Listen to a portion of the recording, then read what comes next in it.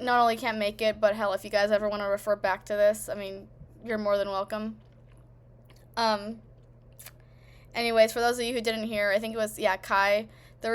She just kind of asked about the sim and like how awkward of a situation it was with the sim and doing the exam. I was like, oh yeah, it's and the paper, so just gotta roll with it.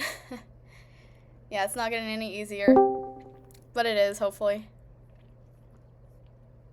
And I think we're just. I mean, if anyone else wants to ask any questions, you're more than welcome. I know we're just waiting on what's his face, Ryan anxiety, Ryan.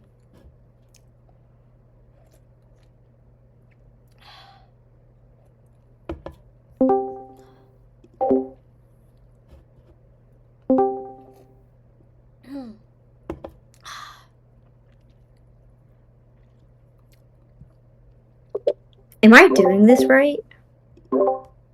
Doing what right? Like, can you hear me? Mhm. Yep. Okay. Oh, sorry. Let me know if I'm out.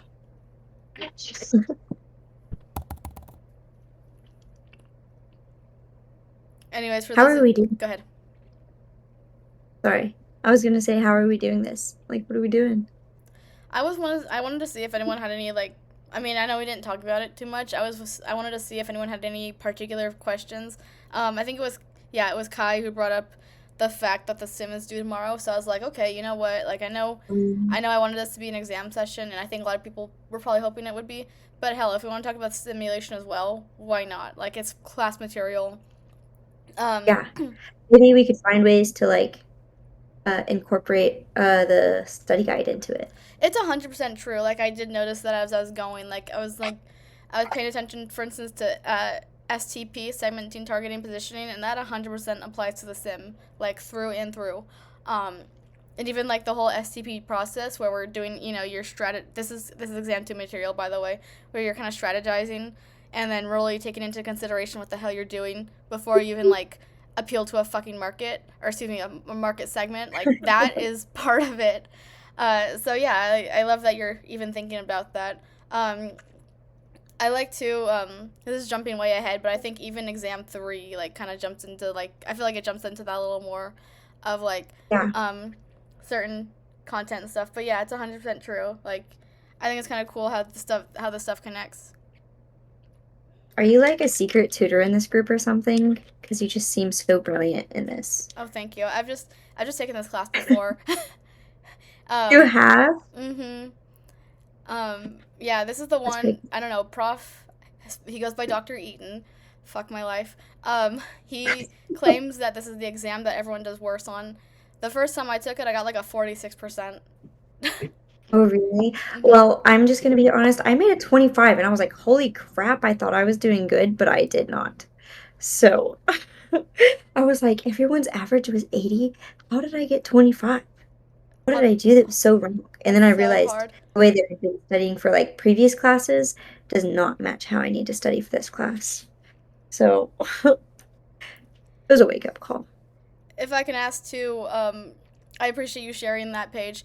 Do you have you? I know we haven't even taken exam two yet, and I know we're obviously talking about ways to study and shit like that. But have you like figured out a way, like a method to adopt yet? I'm just curious because I know we've talked about different ways. Um, um, yeah, I mean, I did set up that Quizlet.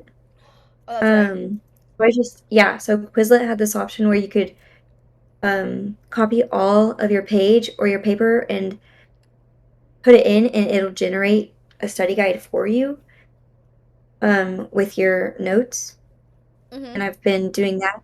And then um, they gave tips on Chat GPT, so I searched how to do that and made it do what they were doing with it, if that makes sense.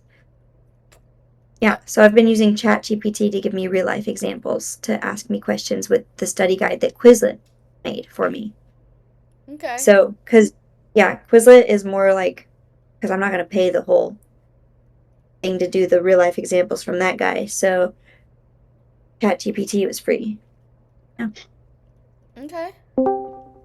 Yeah, that's what I've been using, just like exclusively, along with Maddie's um, study guide. So It's been I very didn't helpful. on camera. Cool. What's up, Paige? Yeah, that ChatGPT with that prompt I posted, Mhm. that Rudy sent. Yeah, that's what I've I just been copied. like, I've been going through that all day today, and just going like section by section, and just realizing how like the nuance just like throws me off on every Mm-hmm. time I get to a new subject, and I'm just like not confident going in tomorrow. Yeah, I think that my So problem is um focusing on the definitions more than the word itself, so I don't really connect the definition to the word. And then I'm like, oh, I think because looking at the word, I know what the definition is, but it's never the other way around. So Oh, I can see that. that's my So problem. what I did too. I don't know if you saw this in the chat earlier. I think I'm probably mentioned it a couple times. I find that like so many of the definitions that Mr. quote unquote Dr. Eaton gives are just kind of convoluted.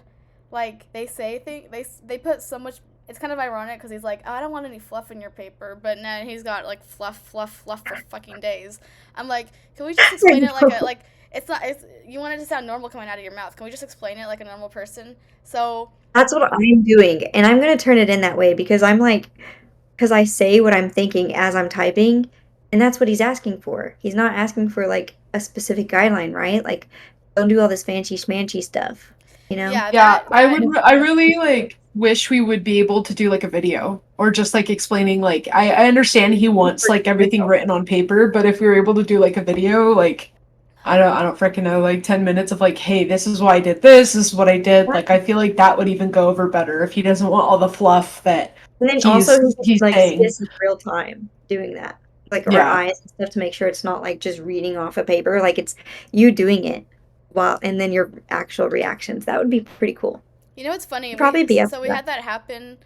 Macintosh does that, but um, it was like he would have you do it per quarter. So that's kind of the caveat with it. Mhm. But at the same time too, no, like if it was like a video essay, I can see that. But if it's block or like per quarter, that's a little bit harder. I mean, it takes a little bit off the exam. But anyways, um, I don't know. That's also what I've been doing like for the like I said for the definitions is I've been trying to simplify it so that um like for instance, I'm trying to think of a good example. Like market environment was like a set of forces, some controllable, some not, that influence businesses' abilities to, uh, like create value and get with customers or whatever it was, almost verbatim. I was like, how about we just put forces that influence businesses' ability to connect with customers? Bam. Like same, essentially the same thing. Teaching your brain how to kind of I feel like it's teaching your brain to like, oh yeah, how can I say that simpler? Or what's a way to simplify? Like not maybe not too much like the oversimplification, but like you don't even need to memorize verbatim what the hell these like exact definitions are that they're giving us. So I just worry doing that, he's gonna phrase these questions to where it's like intentionally confusing.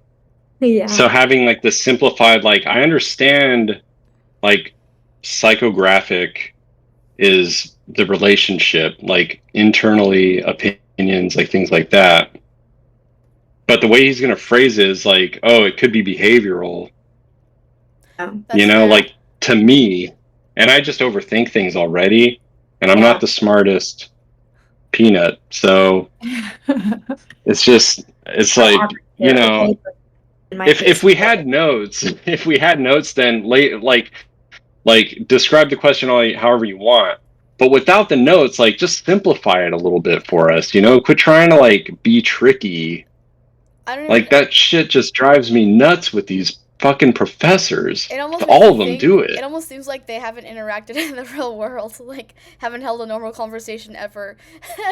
I don't know. I think Yeah, I definitely 100% understand that, but at the same time too, I'm like, okay, how do we like? I feel like I don't know. Maybe I'm wrong. My brain works differently than others. Like that's not to say that everyone's wrong or whatever. But I feel like it's actually to me. I feel like it's gonna confuse me more if my definition is confusing, and then they're like, so what is the blank of the blank of the blank of the blank? Yada yada yada. What is that definition? Like, excuse me? sure, yeah. Yeah. But that's just me. Well, do you guys want do like a screen share kind of thing where we all like do a chat GPT study together and then it asks us a question at a time and then we all say what we think the answer is? Sure, we can try that. I don't think that's a bad idea. Yeah. Or even Yeah, just I will pop it in the definitely chat. say. Yeah, I Sorry. will definitely say, Maddie, I for the first exam I uploaded your study guide because I did mine and then I did yours and I was like, holy hell, like she's got it all figured out. And I uploaded that into ChatGPT. I ended up doing really well on the first exam. I know it was only like a certain amount of questions, but literally all I did was have it connect to studying it through connections, so like certain scenarios, which helped a lot. So it gave like, oh, imagine it in this setting, so like an example rather than like terminology. I know this one will be a lot harder, but I feel like doing that, like I feel like I'm just repeating what everyone else is saying. I'm beating a dead horse right now, but I think that's a good idea. Yeah, especially like I think It's all good. I could be wrong. I know like people are talking about connections. I think the prof himself was like, "Oh yeah, making these connections is gonna be important." Yada yada yada. So I wonder too if doing that will actually exercise our brains for tomorrow. Mm-hmm. Well, only one way to find out, I guess. Let's do it. So who wants to share? Yeah, I don't. I'm on my phone, so I can't really share anything. Yeah, I'm driving. Don't ask me. That prompt again? Study drive. I left work just so I could get in the study session. I was like, I gotta cram. I gotta get something in my brain. Where was that prompt posted again? That you guys put into Should have been chat? under exams, I think. Yeah, I think Ryan sent it, and then Rudy sent it. I'll have to find it. I'll try to find it for you. Thanks. I'm sorry. All good. Okay, I think I found it Here, actually. I found it. By Thanks. Rudy? All right, who's got the most RAM on the computer to multitask for this, to share the screen and everything? I think I can. Okay. Are we putting Maddie's notes in? Yes. We can do that for now. I mean, if we find any deviations, then we can always discuss them at the time.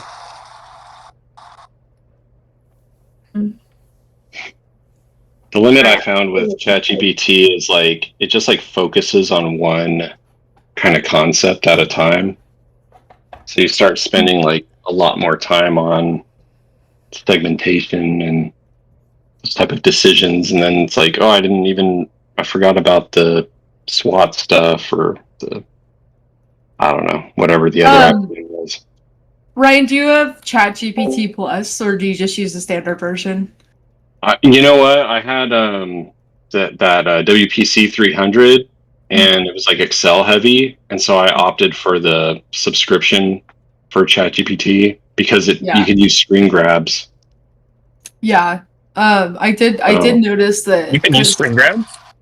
Yeah, so you can basically use screen grabs and then upload it into it. ChatGPT, I do hate that I do have the subscription. I feel like this is a ChatGPT friendly zone, so I feel like I'm not gonna like get in trouble for saying this. But No, nobody's gonna say nothing. ChatGPT is like basically like they completely dumb themselves down besides the unless you have the like plus version. So what I can do is I can share my screen currently, and then because this is what I have it for this right My now. ChatGPT is also not letting me Okay, can you guys see? or like the exam. It won't do it off of my document. Yeah, so this is what it's saying, and like this is what it's giving me currently. Where is it at? It should pop up a page on Discord for me to join stream, and then you can join my stream that way. It'll give you an option. Oh, cool. So it kind of like breaks things down. I don't know if you're getting the same thing for that, Ryan. I was just kind of prompted it to, I like to yell at it and be like, you're not doing it right. So I would like to think that the robots would come for me first if they like ever overpower us. But They don't have feelings. I always No. confused. Yeah, I have yelled at it quite a few times. So So I did yeah, do so I something just similar and added like a module 2 and a module 3 study guide to the resources. So it's pretty similar to what you have, I think, there. And it includes like real world examples. And I tried to put something in there to help me remember it, but I don't really find it useful. So it's just yeah, like, well, but there is yeah, something similar in resources where it's just like a yeah. chat GPT thing. But then now caveat, I put all that up there before I watched the videos. And then as I was watching the videos, I noticed that there were certain things that I needed to add. So I was like writing a whole bunch of text notes on those notes. My only concern, like with, Um, I get the videos too, but like I think the study, there's so many things on the study guide, like, or rather, I should say there's like, because the videos have plenty of information too, but the study guide is also like, it's limited, which isn't a bad thing, but it just makes me wonder too, like, I don't want to overstudy. That's just, I don't know, that's just me. Like, for instance, we need to know joint and derived demand, but we don't need to know the other two, which are like fluctuating and inelastic demand. Mhm. Yeah, I'm trying to think. Yeah, if anyone else wants to share their screen and like has like a way to do it and like go like I'm for all needs, go for it. This is just kind of like what I've based off like what I'm doing currently.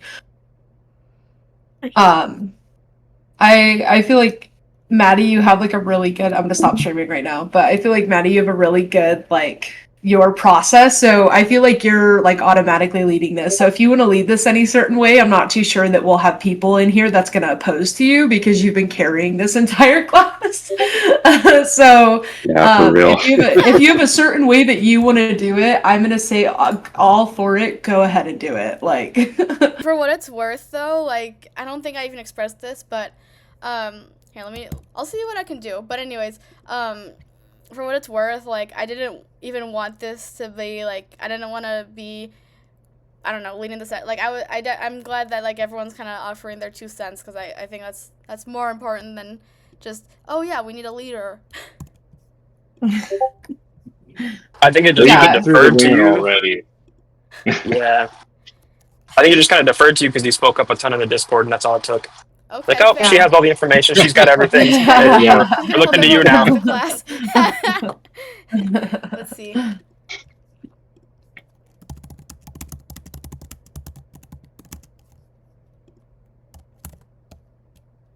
So what are we gonna do? I'm gonna try. So I say we take the study guide and just kind of have questions and just kind of discuss them exactly. Yeah. Okay, ChatGPT is not letting. It's not letting me do is it's not like I can't directly access Google Docs, but whatever. If I can figured download a that out on PDF. my end because mine was doing that, Go ahead. and I think I got it to work. I got yeah, I definitely You got it to work. can download it as a docx, so just the file, and then upload it to it. So instead of trying to like grant to access or anything. So if it reads it as a Word doc, it'll be able to go more smoothly. Completely down to you if you're down, or completely up to you if you're down to share, but or even hell, one of us can like, I don't care. I can try to spit out some questions for you guys. The only one I was able to get in it though was the Quizlet. So I pasted a link to my Quizlet to it, That and works. then it So did you look at that though? Did it match pretty well? I personally didn't. You know what? I could look at it real quick. It was in resources. Okay. Oh, here it is. Yeah. I actually like that so far. I'm only on like slide 3. I'm just gonna scroll down and look at all these questions. Okay. Definitely pretty What accurate. I did was I used his Word document that he gave us, like his study guide, and then I went this equals that, and that's what I put into the Quizlet, and then that's whenever it. So I used your study guide to help me short phrase his study guide, if that makes sense, and then that's what I put into Quizlet. Or yeah, and then that's what I put into ChatGPT just now. Is So it doing the 50 questions thing that we are talking about? it's Or yeah. I mean, it doesn't say whenever it's going to stop, but it's on question 1 right now. If y'all want me to share it. down? Yeah, I think that'll be good. Okay. Once I figure that out. Okay, I just click share. Right here. Boom. Okay. Can y'all see it? Yes. Okay, cool beans.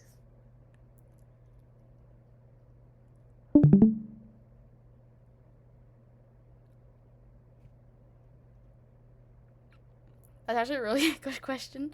It's one of the few concepts I probably haven't touched on enough.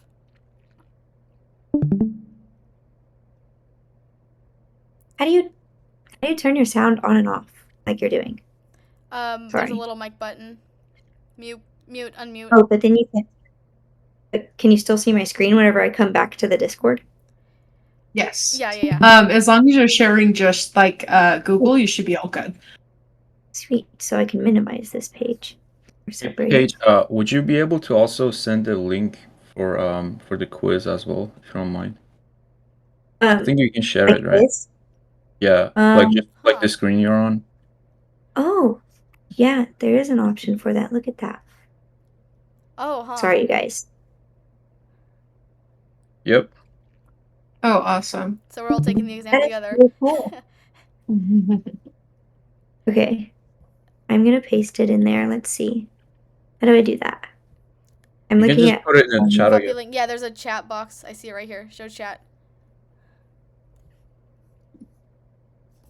I do not see a chat box. Or rather, it's There's probably a no bubble, links. really, or like there's a little chat bubble thingy. Or Oh, worst I case see it. scenario, It's on the okay. top. Okay. Cool. I'm like, it's in a couple places. Learn new things. I feel so untech savvy right now. No, you're fine. That's pretty cool.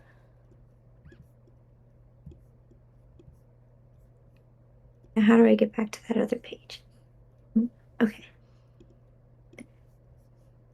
So can y'all see the same thing that I'm seeing on your pages? I see it, yeah. Cool.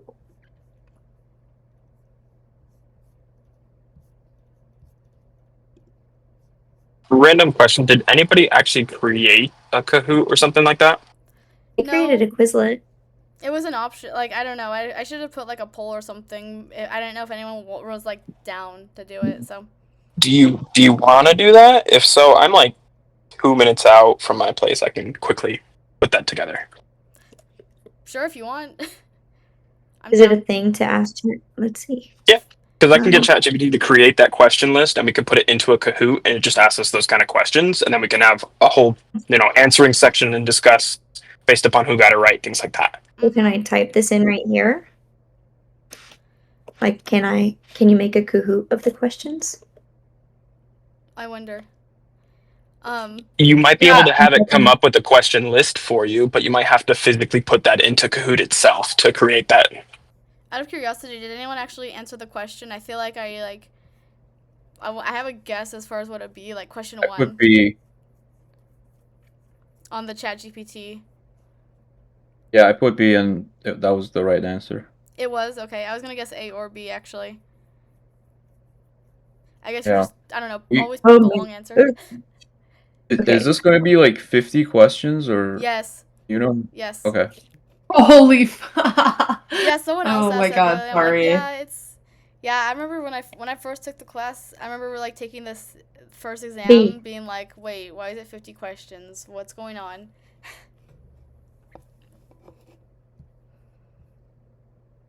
This is honestly, I mean, I can't really say anything. I transferred from community college last semester, so this is really my second semester at ASU. So this is the first class that I've been like, you need to, like, these exams are your lives. Like, I feel like we've kind of shifted more, like, college was based, or I guess community college was based more on the fact of how are you applying your knowledge to like projects, essays, yada yada yada. So I feel like I'm like going back in time with being like, holy shit, I have to study for a test. Oh, Yeah, dang.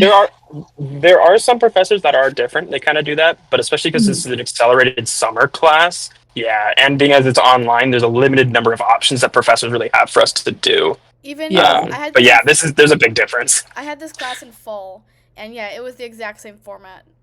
Probably a little more time to do stuff, but it was 100% the same. Like, it would not be any easier, I promise you. Maybe more time, like a whole week more. That's it.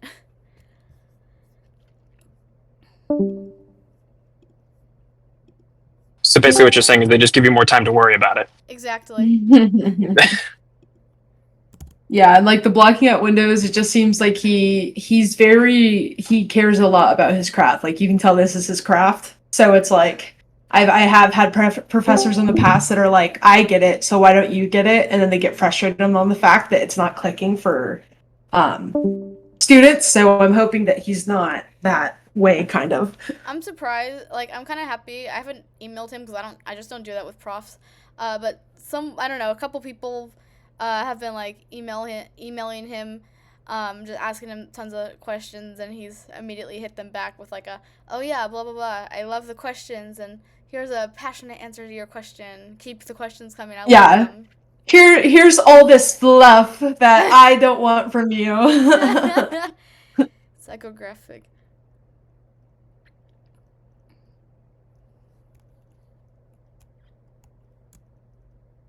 Okay, so here's the thing. I feel like so far I've done the first 7 and I got them all right, but I don't know. I just feel like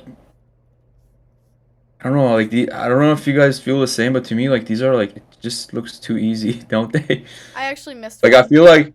I feel like on his exam it's not going to be like as like straightforward, you know?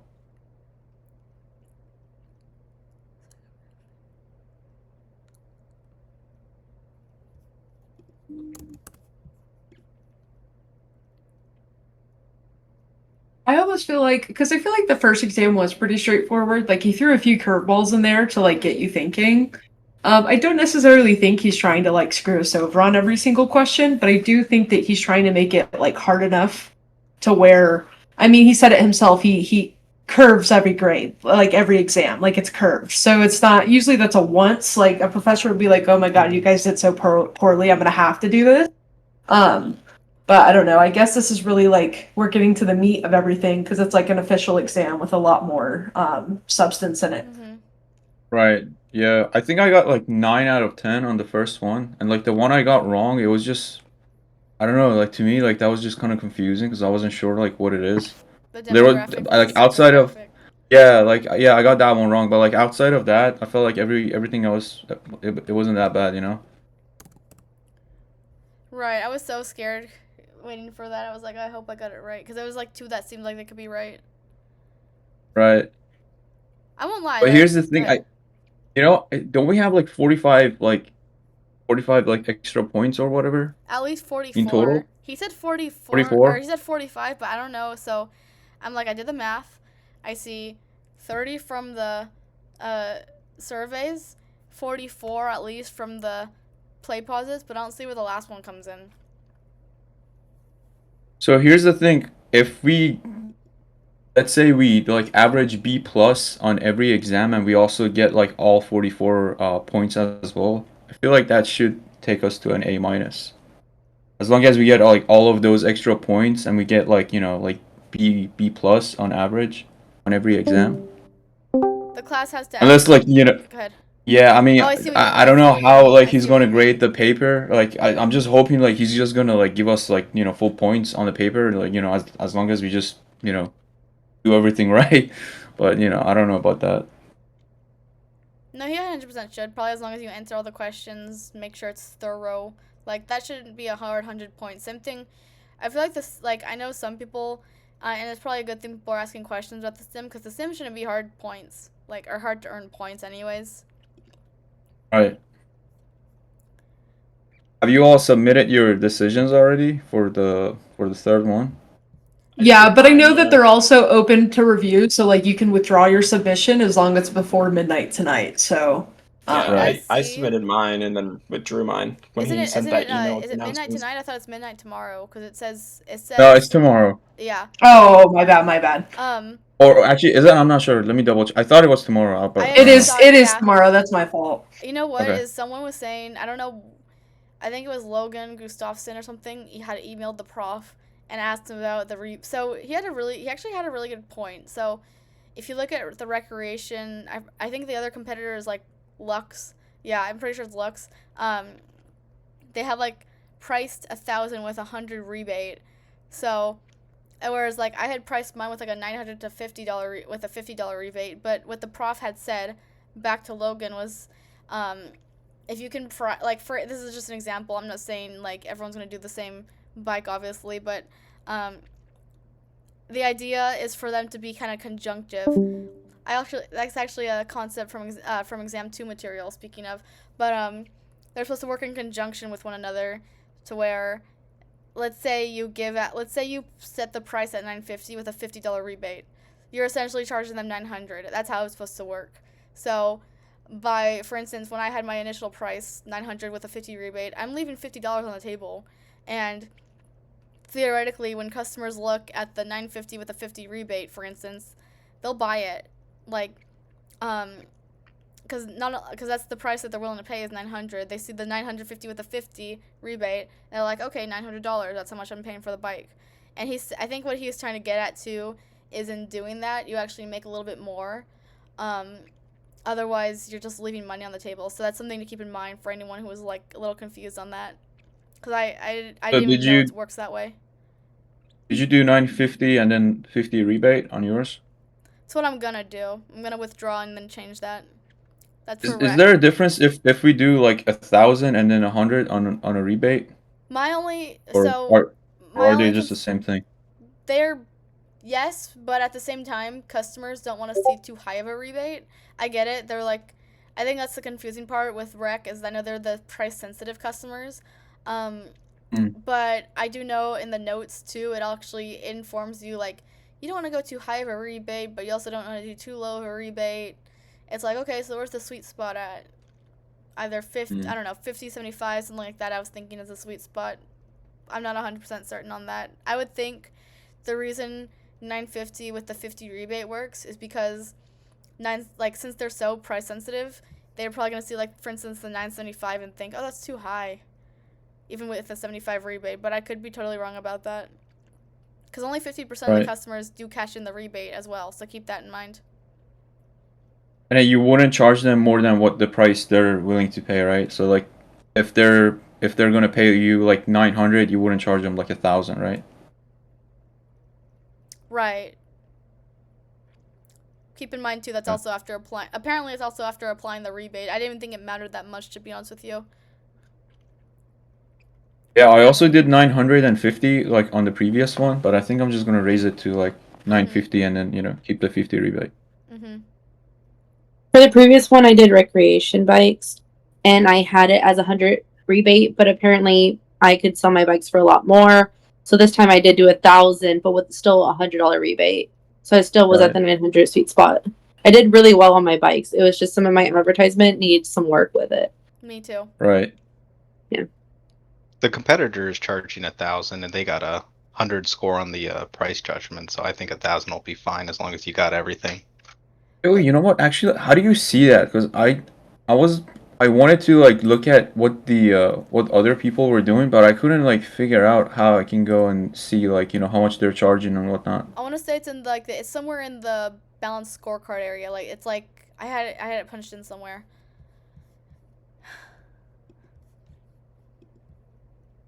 Is it on like the performance report? Yeah, that area. Check that tab. We could probably find it in there. I know there's also like brand judgment. Yeah, it should be in there somewhere. Funny enough, I think I also got 100 price judgment.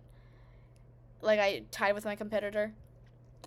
So here's the thing: can we just go and see like whoever, did, whoever was doing better than the other companies, like whatever they did? Could we just like copy that?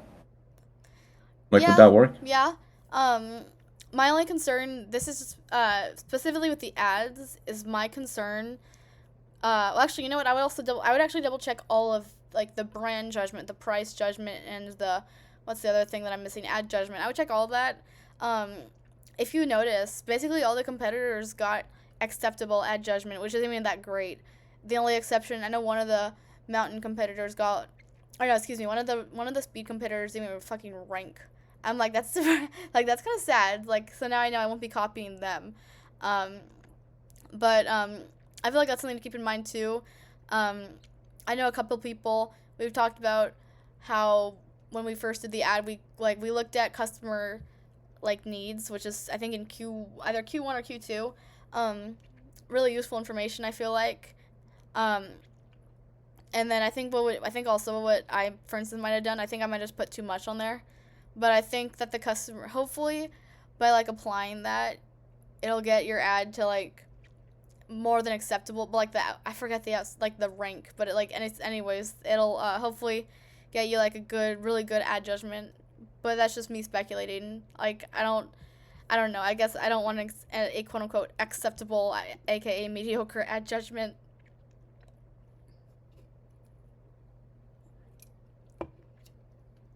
And I know he also said for the price judgment, we also did not want an 100 on that score because it means that they're willing to pay our price. And if we keep an 100, that means that we're losing on profit because they're so quick to buy our bikes because we're under listing them. Yeah, undervalued. So he said that we want it a little lower. We want people to deny our bikes because that means that we're not making maximum profit that we can. Because if we have if everyone wants to buy the bikes, that means that we're not making as much profit as we potentially could.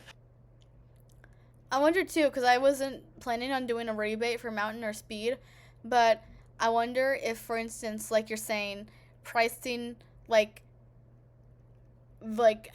don't know, outlandishly high. For instance, like for mountain, I think it's like their price they're willing to pay is like $1,120. So if let's say for instance you go $1,200 and then you give a rebate of like $80, I wonder if that would be really good as far as what you make. I'm just speculating. Yeah, I'm also wondering if, as long as we see improvement, if we'll get like a good amount of points. Because no one's gonna get a perfect score on this. No one's gonna be able to do everything correct. If there is, I mean, by all means, congratulations to you. But I'm wondering how the grading process or the scale is for that. It's cumulative. It's kind of so cumulative balanced scorecard, and I think after Q3 it starts adding up. Because I think right now we just have quote unquote balanced scorecard, not cumulative balanced scorecard. I could be wrong. I think either it'll add it up for you or he manually will do it, which I don't know how the hell he does that. It's gonna take way too long.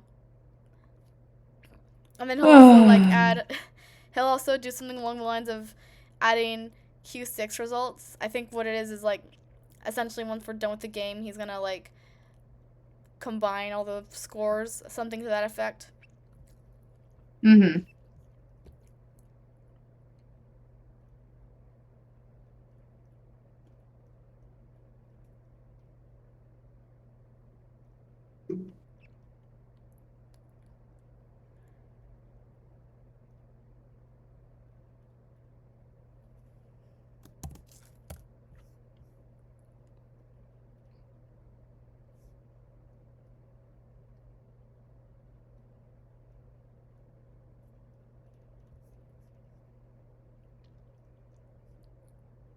Did anyone figure out the thing about the Kahoot or no? I'm working on it as we speak. Sorry, I just walked in the door. Oh, cool. Be sorry. No, you're good. I'm also trying to fill out because I haven't been doing too much of the ChatGPT quiz, and I know it's probably gonna be good prep for tomorrow for when we need to have the real endurance, because 50 questions is a decent bit.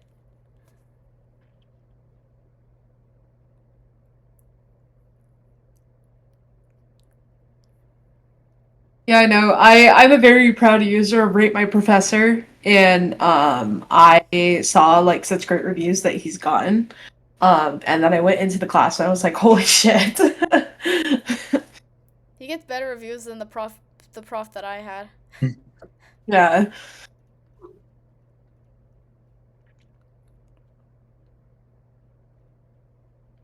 This is it's definitely no, go ahead. I was gonna say I'm looking at question 5 and it seems pretty accurate to what we might see on the quiz. But anyways, go ahead.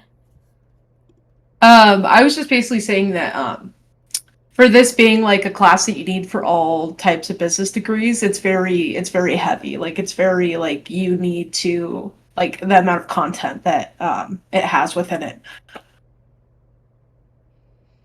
It kind of feels like it feels like there's a bit of a mix. Well, actually, never. Yeah, more or less a bit of a mix with like this and supply chain management. Like, I guess it's kind of cool about like a lot of the business classes, especially as you'll see some, like redundant concepts, if you will. They probably want it to stick. I don't know. That's maybe they do, maybe they don't.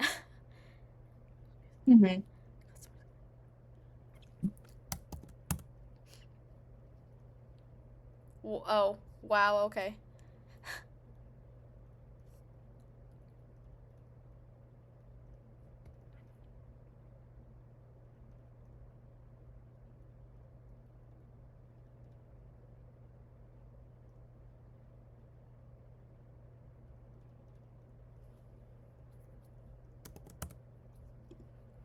Is there any certain topics that you guys feel like very good about? Like it makes like perfect sense? And like if so, do you want to explain why it makes perfect sense to you?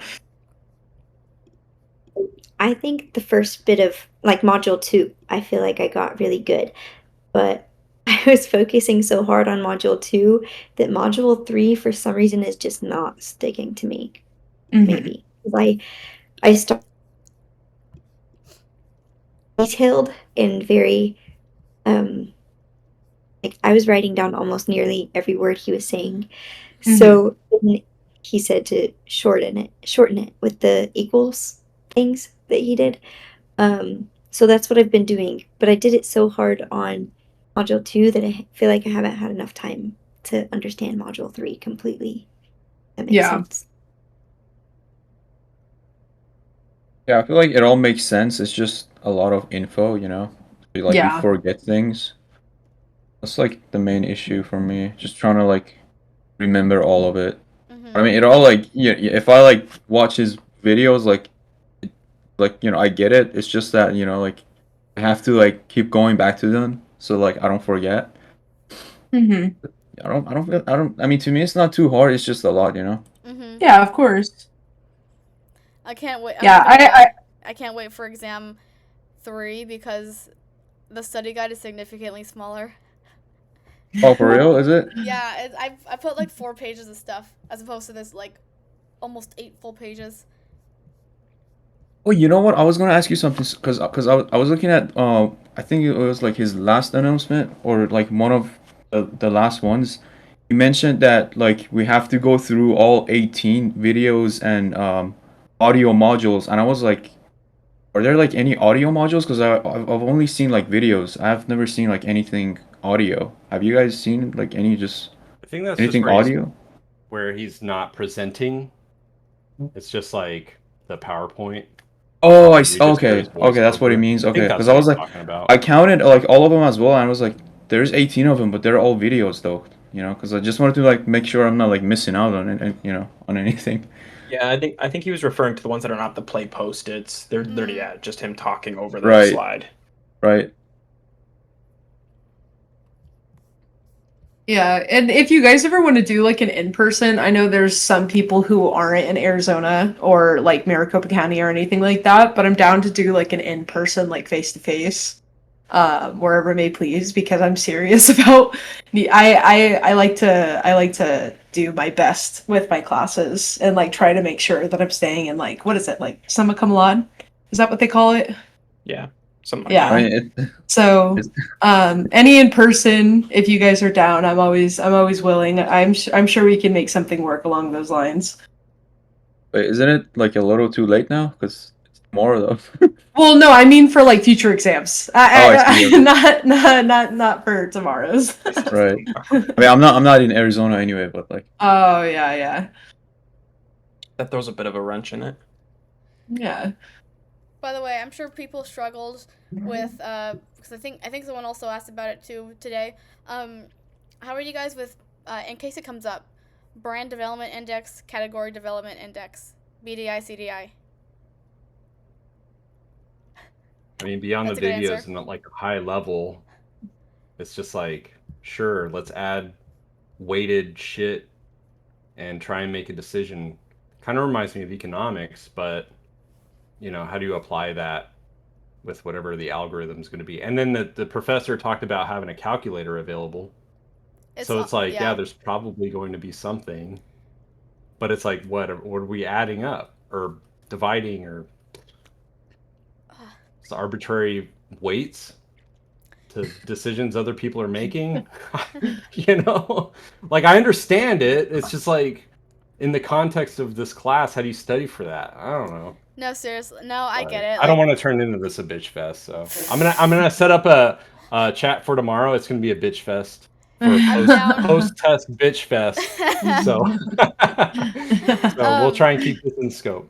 Well, it's weird too because I think part of what makes it weird is it's a very particular question, or it's very particular questions that you have to ask in order to, it's a very particular way you have to like even just format the question, because it has to do with like quantitative measures, or I should say quantities. I'll speak in layman's terms. I'm not a professor.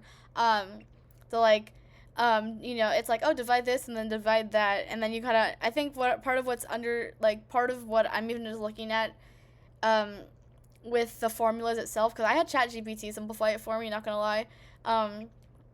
I guess one way to think of it as an easier way is like, I'm looking at it right now. I might even just send like these graphics to you guys. It's like one is just brand. It's like the brand sales in the so think like brand within segment, and then how do I say this? The percentage.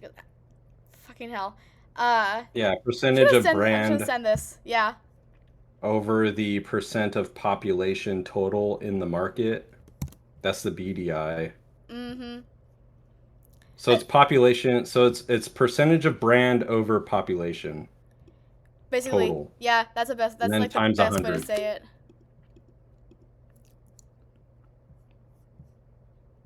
Yeah, times 100, because it's gonna get you like the decimals or whatever.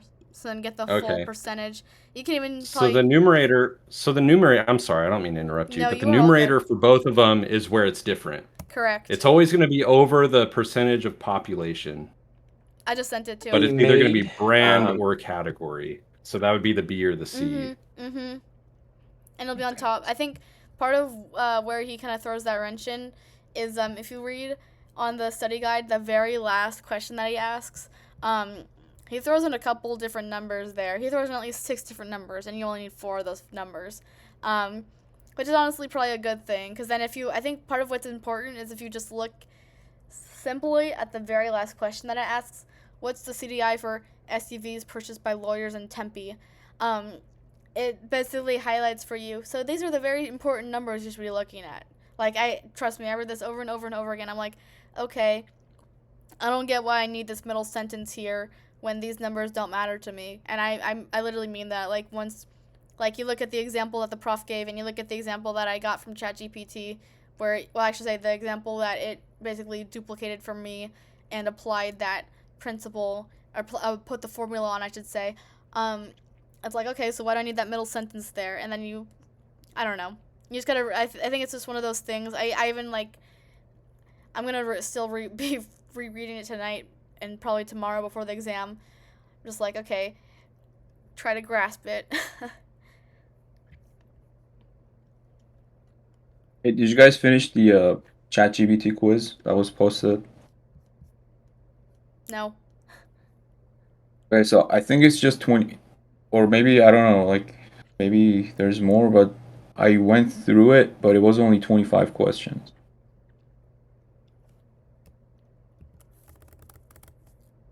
Got 21 out of 25.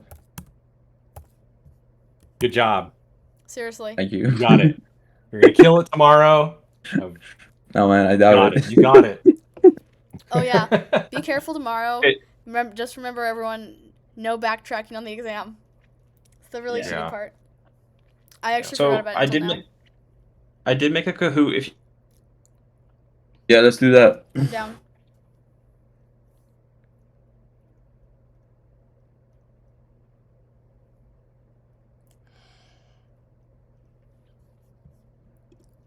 Yo, is it true that there's like 700 people in this class? I set up the Discord, so I was emailing each person, but I didn't count them all. Wait, let me see how many people we got in here. But there was a lot.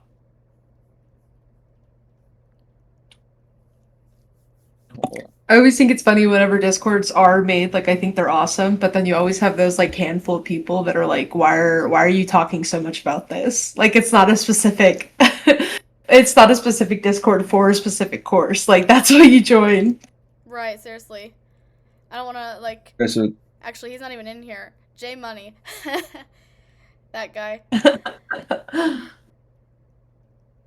okay, so we got like 200 something in the Discord. So I'm assuming there should be like over 200 students for the class. Yeah, I do think I wouldn't be surprised. I've had online courses last semester that were well in like 500 to 700 range. So, Yeah. Does it Okay. get that's paid ASU number more, one in like- innovation. You get paid based on like the number of students you have, or that doesn't I think I've heard that play before factor too. into? I don't know. It's definitely. I think it's also true for like high schools or yeah, I should say those kind of schools, elementary, middle, high school, where like they get paid for attendance, your attendance. Yeah, Right. whether you're sitting in your seat or not. Oh yeah, do you have a game pin yet? I'm ready. Yeah, let me put that in here. Hold on. Yeah, you're chilling.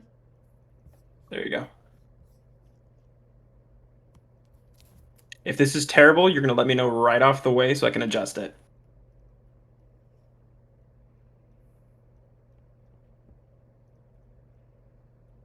Does this still let you do the classic names where you can make up your own like they did in high school? Mm-hmm.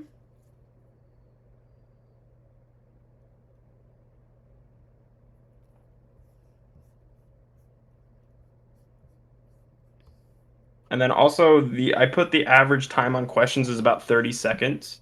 I figured that'll give us ample enough time to actually get through this and then discuss. I think it's more than enough time we'll have per question tomorrow. Yeah. It's 50 questions instead. Actually, no, that's about right. 50 questions We in 70 get like minutes. what, a minute? Yeah. So yeah, A minute that's per fair. question. There isn't gonna be any kind of math questions, is there, besides the brand development and stuff like that, do you I'm think? gonna expect at least one or two. Who knows? Maybe one on value.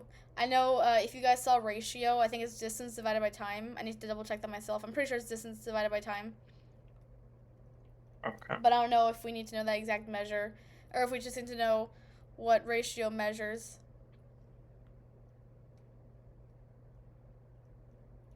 Alright, so far I got 6 people.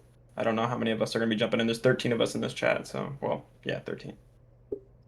Is it okay if I only see my nickname on the screen, or am I Yeah, supposed I to only see see everybody's? Or no, Yeah, maybe I see 6 people, so I think it's still me. I'm acting as the teacher, I think, right now, or whatever it is. I didn't know if you're gonna screen Oh. share or something.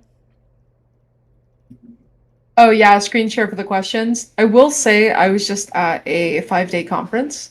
So please pray for me. You're gonna be like, wow, how is this person doing so awful? That person is going to be me. So I'm kind of going into blind tomorrow. I'm expecting to stay up pretty late tonight Oh, to boy. be able to cram everything in. So I'm gonna be that person where it's like, why Curve the is hell are looking you? good. Curve Hey, is you're looking gonna in our favor. allow us to curve it. I'm not gonna be surprised. I Alright, feel I like got- it's gonna end up curving it. I got 10 people so far. Do you know if anybody else gonna be joining in?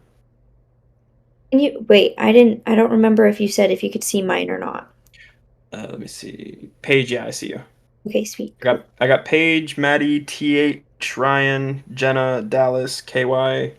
It's just Somebody with a Kai. shit ton of Kai, sorry. It's Shit ton of okay. letters that don't make any sense to me. Step and JRAM. Beautiful. Okay. Hey, BK, where do you see like, where can I see that? In the chat, there is a link to the code. No, no, Is no, that no. where I you're was at? just responding to BK because he said this class has like Oh, 678 yeah. My 78 fault. students. Just wanted to know like where he saw, like where he got that from. You should be able to go to like the people section in your class on Canvas. Oh yeah, that's right. You can do that. I would like to know, Jeremy, what the green. So Jeremy said, "I'm sure Kai's going to do better than me. The green weenie has my soul tomorrow." What is the green weenie? Am I Oh, it's behind on something? Are you a barista like me? I'm a trainer too, so. Bro, if I had 700 students, I wouldn't like tell them every day to like email me, like ask me questions and No, whatever. seriously. What Let's the all hell, just man? send him an This is email. his life, so. He might as well It's true, send, it is his little job and ads like, everything. come to my house and ask me questions, or come hang out with me, or come and join. You know. Keep All right, them I got coming, 11 you know. people. We're still missing 2. Anybody know? Maybe we have 1 or 2 lurkers, but I'm not sure. Yeah, maybe like they just don't want to participate. That's okay. What do you guys think? Started or no? Yeah, just go for it. Yeah. Down. Remember, you're screen sharing, right? Like, so we see the questions, or is it gonna show up on our screens? I think he might have to screen share for us to see it all. Let's find out. I can do that. If I hit start, we'll find out in a second. Fair. You guys see it? No. All right, let me screen share it. Mine's Yeah, I see still it. in get ready. Oh, I Oh wait. Let me know. Oh, here we go. 5, 4, 3, 2, 1. Yeah, there we go. Yeah, I do not see it No. on my. Yeah. Wait, how does this work? Do I click on one of the shapes or Oh, here we what go. am Here I we go. doing Here we here? go. Oh my Yeah, god. just click on which one you think the It's answer is. not part of. Okay. I don't know if I'm supposed to click. I Nope, got it, I don't I get to got click. I guess. Bro, I just clicked on something. I don't know. Like I just saw some shapes. You have to look at my I feel screen. You have to look at my that's screen what share. we're gonna see on the test tomorrow. It's gonna be questions like this. Oh shit! chill. I missed. Sales. That's the first one. Oh, there's the stream. Oh, shoot, I wanna know missed where I it. Yeah, there's a stream. All right. Oh, I'm on the podium. All right, I so can't- now we have a Shit. chance to discuss and figure out as to what went wrong here before I hit the next question. So SWOT analysis. So anybody want to take this one away? I'm not teacher here, so. Anyone other than me? All right, who got it right? All right, there it is. I'm like raising. I'm raising my hand, but I don't. Have my All right. well, I mean, SWOT is strength, weakness, opportunities, and threats. So I wouldn't be surprised if he were to try and like throw in like something that's a part of the like that's the SWO or Same T. letter. Yep. Same Yeah, letter. which is I mean like sales. That's why it was on there. But I guess if you kind of connect it to like so you have your strengths, your weaknesses, and then you have your opportunities and then your threats. So those kind of those all go together. Like I don't think like sales is just kind of out of the blue. I'm hoping that he does do it that easy. So it's kind of like, oh, that doesn't fit with the common theme for the questions that we get for the multiple choice. So I'm hoping that's what happens. I will add that the strengths and weaknesses are internal only. Mm-hmm. Mm-hmm. So if the Yeah. question has to do with that, think about Can I that. pause for like The 2 opportunities and seconds? threats are external. Mm-hmm. Yeah, and then they're all part of the It's marketing some- environment. Sorry, Paige, what's up? If I don't know how to find the like raise hand option thing. Oh, I just found it. I'm sorry. Or hell, we'll see. You just But can can speak someone- up. We Yeah. have that. We have Oh, a raise okay. hand option. I thought there Raise was. hand for- Is this not I Zoom? think that's Zoom or something. Oh, No, this Yeah. is Discord. You're fine. Sorry, Just mic guys. up. We hear you. I feel like,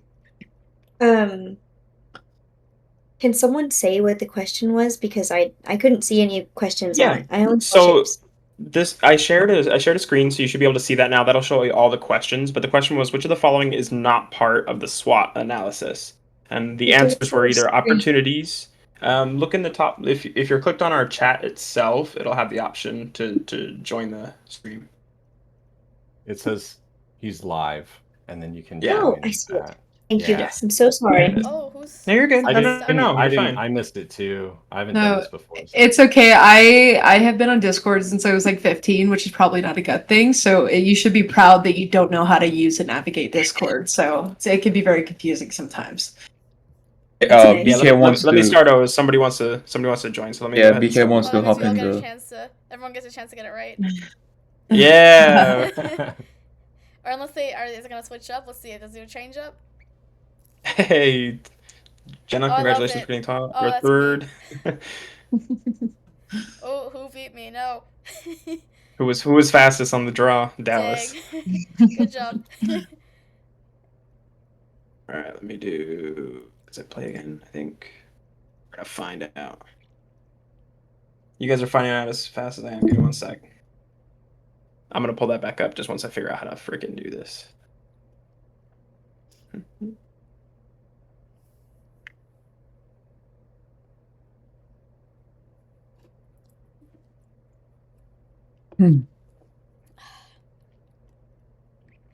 Okay. All right. Let me go ahead and put the pin again. You guys are already on the Kahoot screen. You just need a pin. Oh yeah, here we Yeah. go. Yeah. There we go. And then I'll share my screen. Let me go ahead and move all my tabs to my third screen so you guys don't get to see what I'm browsing. My cheat sheets. There we go.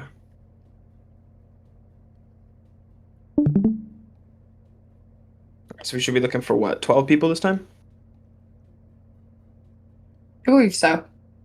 Yeah, because we were 11 last, so. I wish there was a way to just add people in. That would be nice rather than start over. But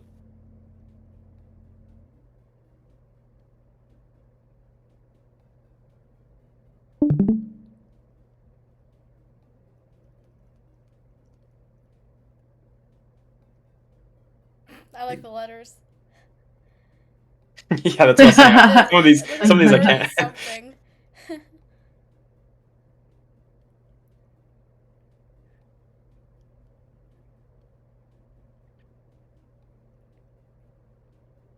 Shoot, should I join from my phone? Go ahead. I'm on my phone. Well, because I'm the one doing it, so it won't let me answer the questions. Why not? I don't know, because it thinks I'm a teacher and like it's supposed to know this, I guess. My bad. Oh shoot! Like I wonder if it'll recognize. Actually, I don't know. It probably won't recognize different device. It's just I don't know.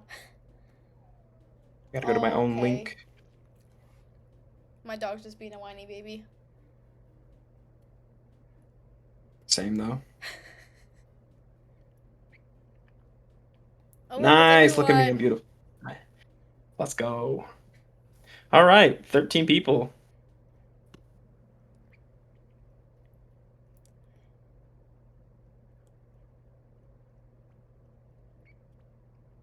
I don't know if it goes in the same order. We'll find out. Oh, it Oh. does. Oh, it is. All right, who's gonna get it the fastest?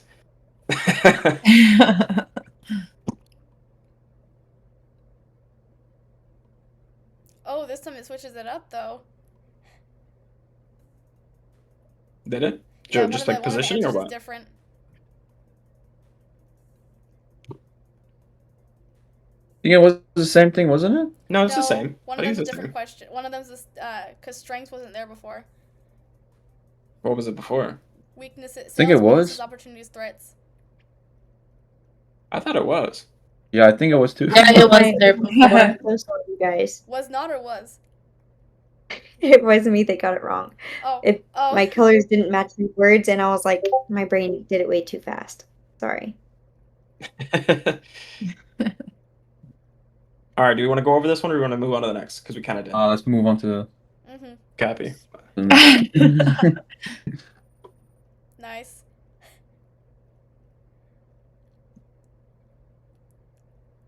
Ooh. I think I know. I'm guessing though. Well, actually, no. It has to be that one.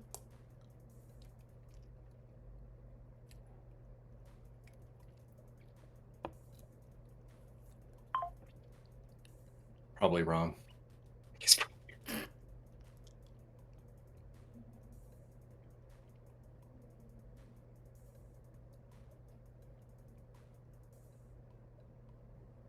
Hey, let's go.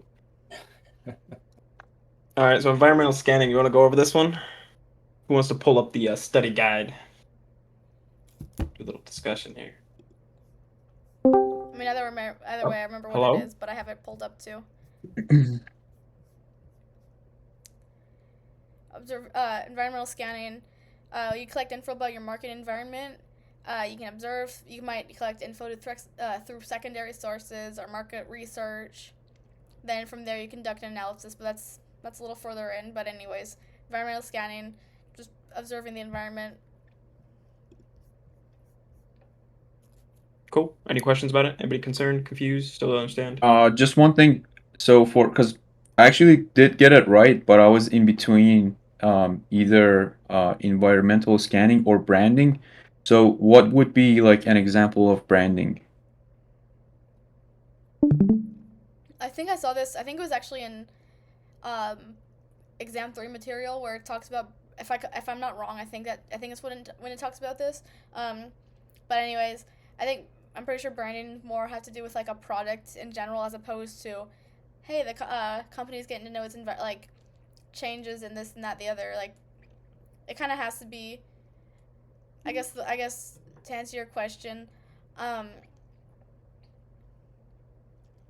yeah, that like I don't even know. Like I feel like we're not even gonna have to worry about that on the exam. Okay. Targeting Okay. positioning maybe, or yeah, probably, but environmental scanning, like it has to be that one.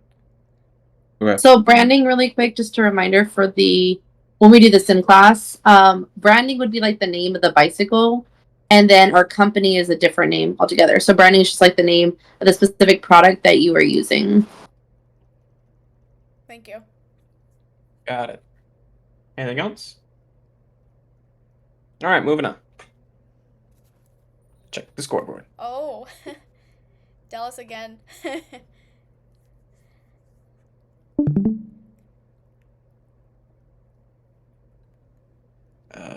Ooh.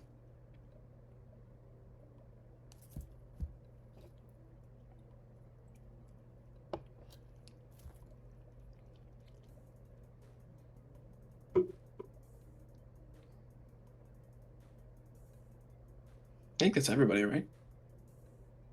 Yeah, 13. Yeah. I don't think I have a choice. I think we have to wait the 30 seconds. I was like, is that? I feel like usually when it does that, it means someone hasn't answered. So this one, seeing competitors adjusting pricing, Affirm Interesting. updates its pricing strategy. The Well, easiest I way. mean, Sorry, go ahead. No, Oh. go ahead. The easiest way I think about this is just reacting to something. You see somebody else doing something, so you're going to, decide to make a decision. That's the easiest way I can think about it. I'm reacting to a situation. You see your competitors adjust their price, so now I need to adjust my own. I'm kind of curious too, because I know it also talks about this. Like when the way I had it written in the study guide is reactive is more like you might quite literally react, but proactive is more like doing something. So I'm kind of curious as to where that comes in. I feel like proactive would be the people who were the competitors themselves. They were the ones being proactive and adjusting theirs ahead of schedule, so to speak, and then everybody else is trying to compensate and being reactive in a I sense. think I saw something about proactive, like changing the market also. So like other companies would react to the change that you made. Oh yeah, I see. Environment. Not okay. I see. Yeah, I guess like a real world example would be like ChatGPT was proactive. They kind of paved the way for advanced like artificial intelligence, and then Google, Microsoft, everyone in their freaking mama was like, "Holy shit, we gotta get it together. We gotta We gotta combat." So that they're reactive to what OpenAI did for Right, they're not trying to the shape the game, environment or basically. go out and innovate. I see what you mean. Yeah. 100%. Yeah. Anybody else have any questions or comments? Moving on. All right. Okay, let's go.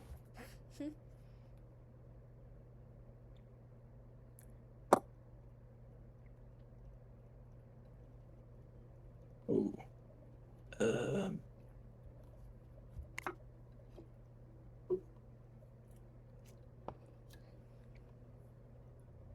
Do you guys hear all the clicks when people are submitting answers? I don't. I get Ooh. in my headset. I'm getting click notifications because everybody's submitting answers. All right. So uncontrollable forces in the marketing environment are part of the macro environment. Who wants to take this one? I mean, 10 of us got it right, so somebody's coming. The way that I learned it is I like to micromanage things. So when I micromanage things, I'm able to be in full control. But macro is like the bigger picture. Like I can show up 15 minutes early to work and like micromanage that. But if there's a car accident on the freeway, that I wasn't a part of or anything like that, that's going to put me obviously behind. That's something that's uncontrollable, something that I can't stop. So macro is big. You can't control big things. Micro is small. You can control small things. I like that. That's not bad. That was good in my brain. I look at it as micro is internal, macro is external. Mhm. For me, that helps. Anything else? All right, on to the next one.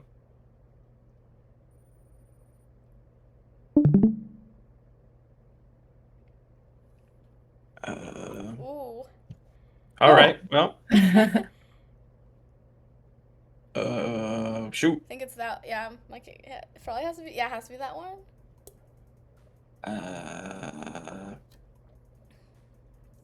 Maybe.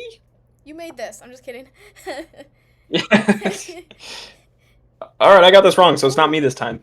Which of the following is a controllable force in the marketing environment? Anybody? There's 11 of you.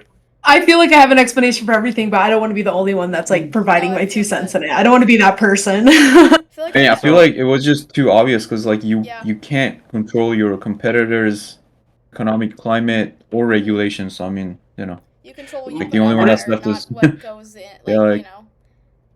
So I mean, there's you two wouldn't of be us- able to control any of the other ones. So like the only one that you can is just customer service.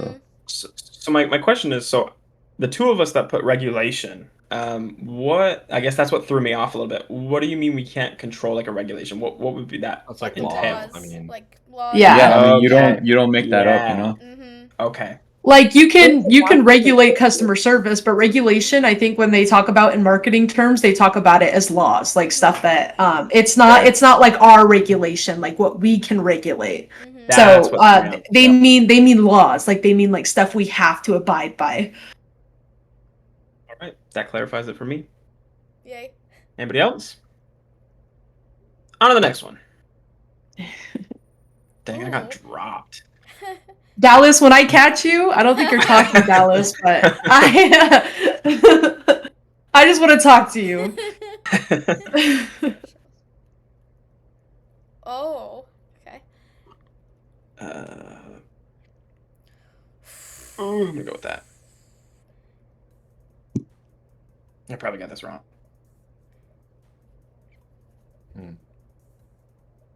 it's for that nuance. I know this Probably one is wrong. like this one's tedious. Okay. Nope, did not get that right. Okay, 8 of you. Which one of you got this right? A startup struggles due to large established competitors. This is pressure from rivalry among competitors. Well, when you read it like that, competitors guessed. question and answer. Look, here's the thing though. I don't know if it's just me, but like I hope like the questions are like set up like this because like all of these when I read it, it just makes sense. But I don't know. I just have a feeling like for on his like exam, he's just gonna like like make it like all confusing and vague and you're just not sure. I don't know. Well, 4 of us, including myself, did not get this right, so it was not obvious to myself. But I'm hoping these are based upon kind of like it seems like we're just as dumb as it sounds. The group aspect is a little less stressful. I feel like in a Kahoot style setting, we're not exactly on high anxiety or high alert because of that situation. So we're better able to actually have our. Oh, I'm sorry. I just think we're better able to sit down and actually think about it than feel the pressure of I have a minute to answer this question. I know he's trying to throw me off, and I think that kind of trips me up at least a little bit when it comes to these quizzes and exams. I was just about to say that because I instantly read a startup struggle and then saw threat and was like, that's got to be it because I read the first 3 words and was like, okay, I didn't read the rest really. So But now that I'm so I also got it wrong. So now that I'm thinking about it, threat of substitute. So it's like, oh, like I want to start a coffee company, but some people might like energy drinks more and they might be more effective, or tea. So those are the substitutions that can be threats, even though they're not in your certain like niche that's true. niche topic of that. So competitors, I can see that. I guess I kind of got thrown off because it's like we're a startup and they're large, but then it makes sense as to because they're a competitor regardless of how well we're doing in the market or not. I want to contribute That makes to. I think when I see this, I'm thinking about Porter's five forces. So for instance, I'm gonna read it again. I know it has to do with like what I see here. Threat of substitutes. Not only substitutes, but I think the other one was like new entry or like new products, and then I think it was new entry or no threat of suppliers too, and the buyers. It was like bargaining power. Let me just look at it real quick, because otherwise I'm gonna It's get my buyer power. It's buyer power, threat of new entry, Yep. supplier power, and threat of substitution. So quite literally what we see here, and then they all influence competitive rivalry. So it makes a lot of sense too, because if you think about it, like if you're a business and you're experiencing all these things in your macro environment, it's a lot of pressure. Or not even just mostly the macro environment, because it's like okay, customers, suppliers, and it was like what do we say, new entrants, but substitute products, new entry. Here we are. Like a lot of that, like you have to kind of be on guard, so then it does create a rivalry. Checks out to me. Anybody else? All right, moving on. Oh. And we have 2 new people on the board. Look at that. Oh, coincidentally, we just talked about this. Speaking of this, I'm gonna go with that. Not my Kahoot question. Me telling me I'm a bit too swift? Question mark. You're right back. I got the same thing.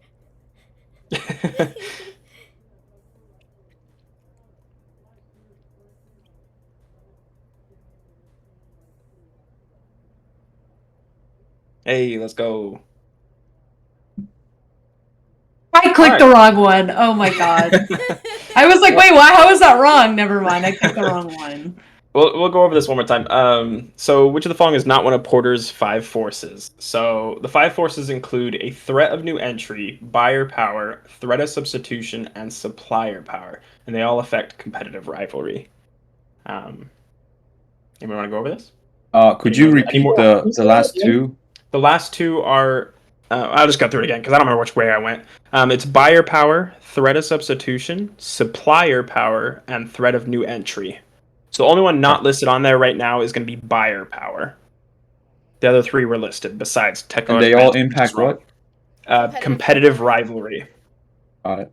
All right. Yeah. Wait, isn't it 5 forces? Yeah, that's the convoluted part. I feel like some diagrams, I actually Googled this. Some diagrams show competitive rivalry as like its own separate entity, but it's like even the prof, I remember seeing the exact same diagram that I have now in my study guide that he had on his lecture slides, where it's showing arrows of the threat of new entrants, threat of substitutes, and then buyer power, supplier power, how they all they kind of create this pressure on a business that's creating competitive rivalry. So that's technically one of them. I think what it is they all kind of combine, like they all kind of conjoin together to create one large like super force, if you will, and that being competitive rivalry. Thank you. I was confused. No worries. And another way that I'm kind of looking at this question is a lot of the Porter's 5 forces are external. So technological advantage is more of an internal benefit that you have. But like entrants, suppliers, substitutes, you can't control those too much. So it's one of the ways. Yeah, that makes sense. That's actually a very good way of looking at it. Yeah, threats as opposed to advantage. Yeah, that's fair. Anybody else? Moving on. Dallas? I'm hanging on. Shoot.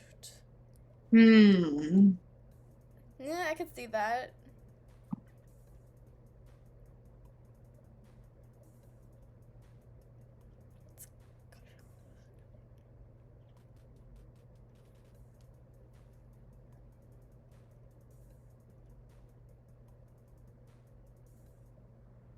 Okay, I can see why.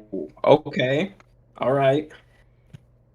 Pretty divided on this one. We're probably gonna So see some customers effects on switching to different brands reflects threat of substitutes. I put brand loyalty, so somebody who got this right want to explain this? Okay, so actually, like, I was gonna ask you guys, how did you choose?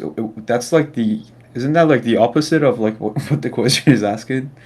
Like you're not being loyal. You're like switching brands. So like, It makes why sense, would you but choose at the that? same time, I see what you like. No, it makes sense. I how think it you would be feel. more of a lack thereof of Mhm. brand loyalty rather than Right. Yeah. So as I like see it you now. wouldn't you. I mean, that's. So I feel like that's why you So I shouldn't choose think it, right? what trips it up is the customer switching to different brands. It's not necessarily. I think when I think about that, I think of okay, I'm switching brands of coffee, not switching from coffee to energy drinks like we discussed earlier, and that's where it tripped me. Yeah, because I put But you're brand not as loyal to the brand though, right? You're being loyal to the product, but It, it, you're still switching brands, I guess, right? yeah. So I that's guess I'm so economic brains that like substitutes automatically they're not similar, like they're not competitors. So now that we're using substitutes as like differently, I guess that's what thrown me off because I know the economic term for it is substitutes or something that's not in the same category, but they're similar enough to kind of control the market. So now I have to sorry for like giving everyone false information. yeah, because I mean I got this wrong, so whoever's gonna jump up on me on the podium, but I think when I think brands is the other side, like copy and copy. The threat of substitutes I see is like it won't be like brand loyalty, but I think the question is worded a bit weird, and I don't think it'll be worded like that on an exam. I think But too. It makes. because brands and Go ahead. well, let me find that section of the study guide first. Yo, you know So, what? Are we sure these are like the right answers for these questions?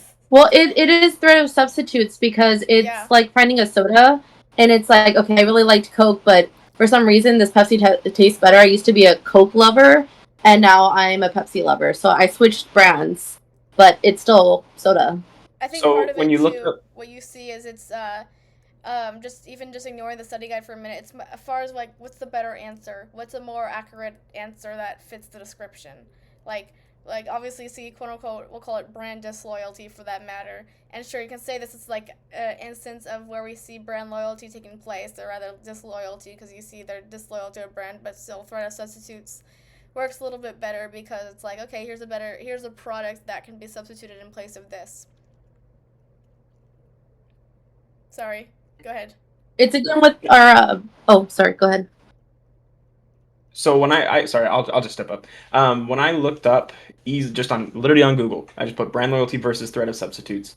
It literally talks about it says brand loyalty and threat of substitutes are both concepts from Porter's Five Forces. Okay, but brand loyalty refers to the willingness of customers to consistently purchase products or services from a specific brand. That's it. The threat of substitutes, on the other hand, refers to the potential for customers to switch to alternative products or services that meet the same need. So based upon that, customer switching to different brands is literally just because it's a lack thereof. We're not showing loyalty, and I think the way the question phrased it is not necessarily the best way to go about it in this sense. But what I think would have been the right answer, of course, is just sticking to customers staying with the same brand, of course, brand loyalty. But because it's not that particular definition, it's not brand of loyalty, it's disloyalty.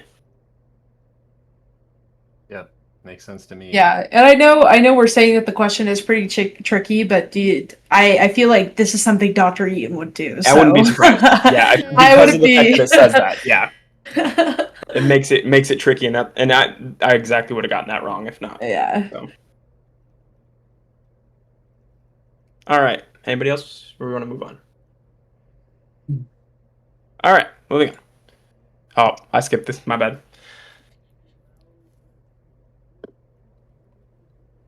Ooh.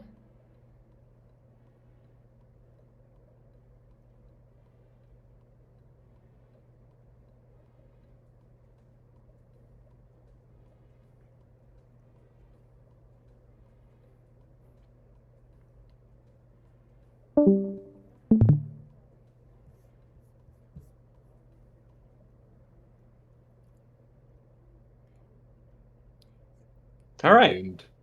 A company negotiates lower costs due to buying in bulk. This is buyer power. So I got this one. I almost went with supplier. That was what I almost went with. I stopped for a second and went, okay, but it's a company that's negotiating the lower costs because they're going to be buying from them in bulk. Easiest thing I can think of is if a supplier would have their own power if they were looking to what's the word I'm looking for here? If they were selling, right? Yes, exactly. So the That's buyer probably is the one who's chicken, doing the and then- negotiation because, like, hey, look, I'm gonna buy a ton of stuff. It's just like our bikes. We're gonna make a ton of them. That's why the cost's going down. Hey, I'm gonna be buying a ton of stuff from you. Can you make it a bit cheaper as a deal? And the one who's buying is the one who's negotiating. So I guess they'll Yes, just make it correct. easier. Right. Yeah.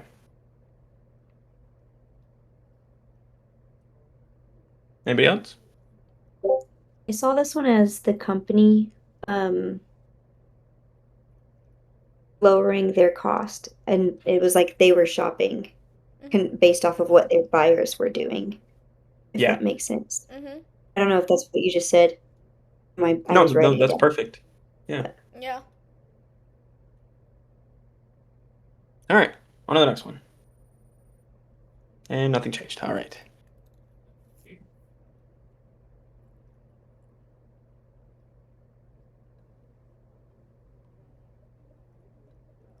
Ooh, I might have got this wrong.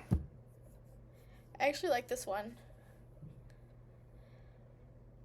I like how heavily it's focusing on Porter's 5. I'm just gonna start praying now for the exam tomorrow. I think that's best either way, whether you are. Fair, yeah. Even if you got all the extra credit. Yeah. Nice. Okay, we all we're got smart. Look at us go. Yeah. Do we want to discuss this, or are we all pretty? Oh well, I hit the space. Too late. We're not discussing this. Moving on. Ah. Well, we're all, I guess, geniuses anyway, so it's okay. On to the next one.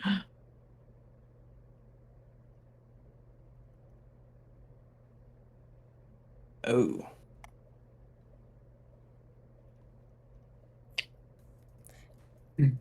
Oh wait, nah, never mind.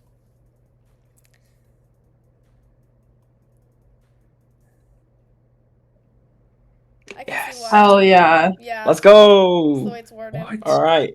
A sports brand markets different shoes to runners and basketball players. This is differentiated targeting.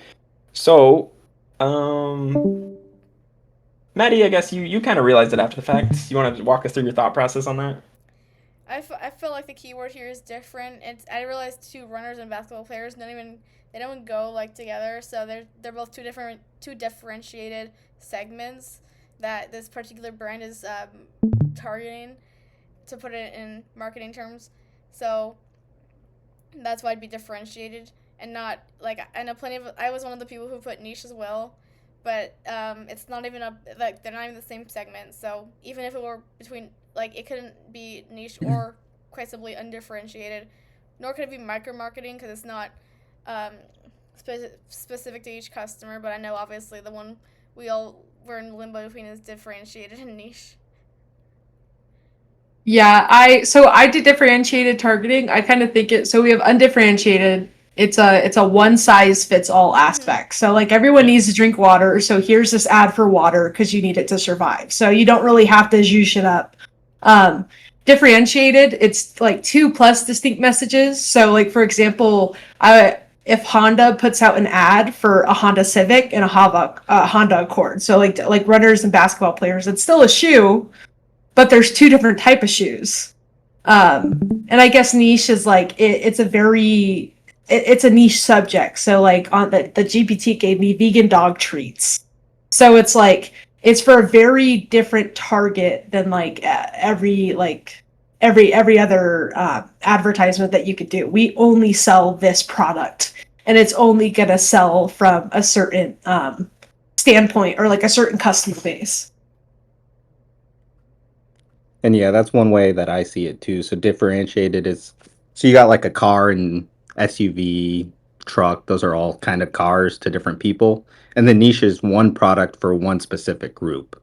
And then Yeah. micro marketing is one person.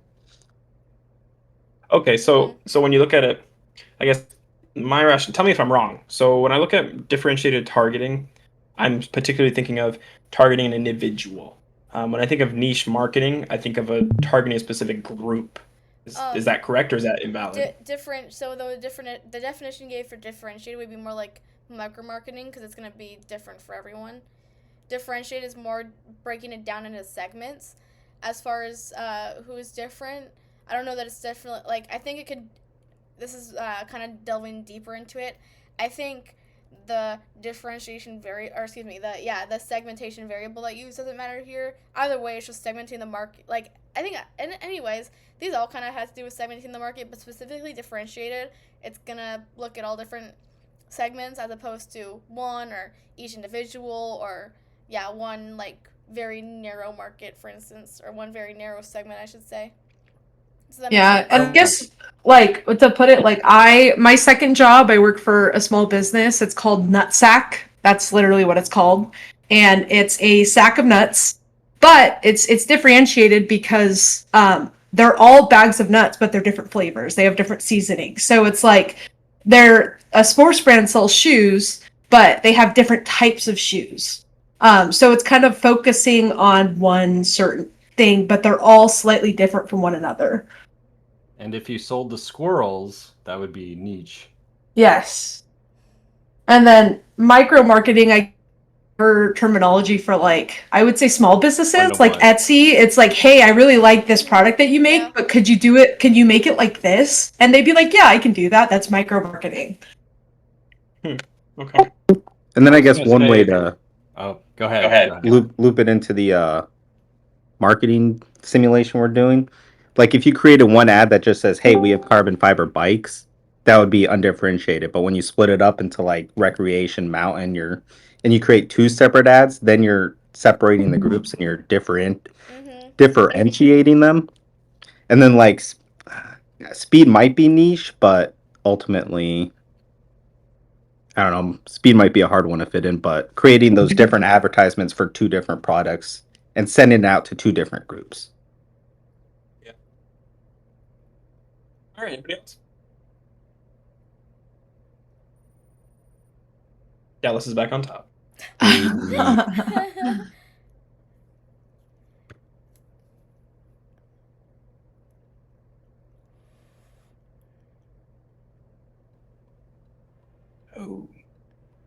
Oh, shit.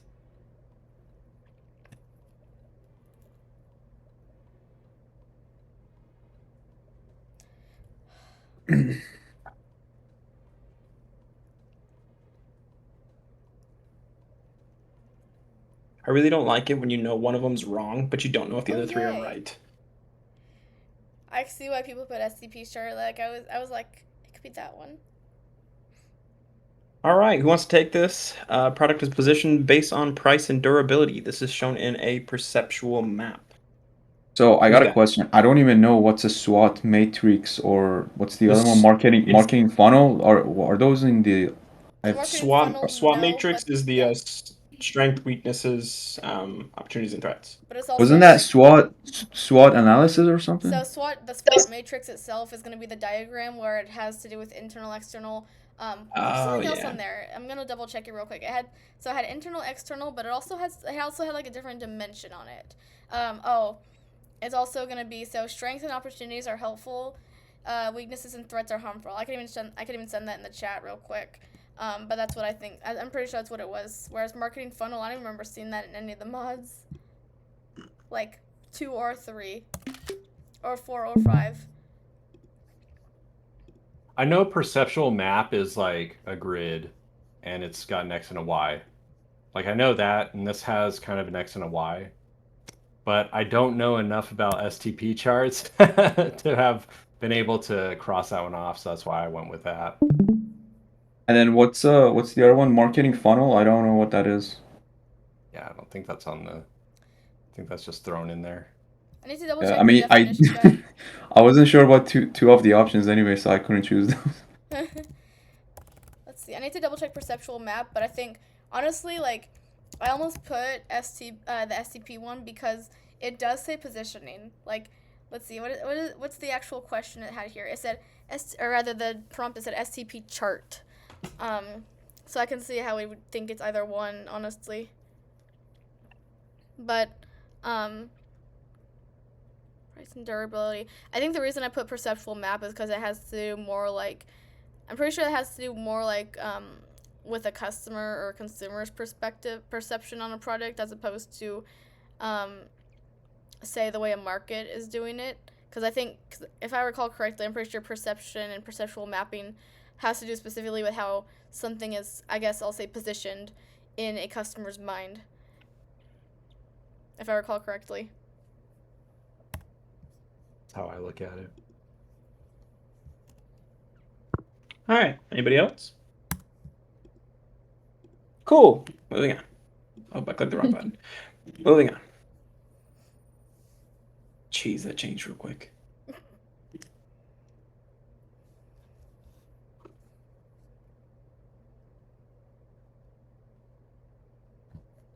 I like that one. I'm glad you do. I don't.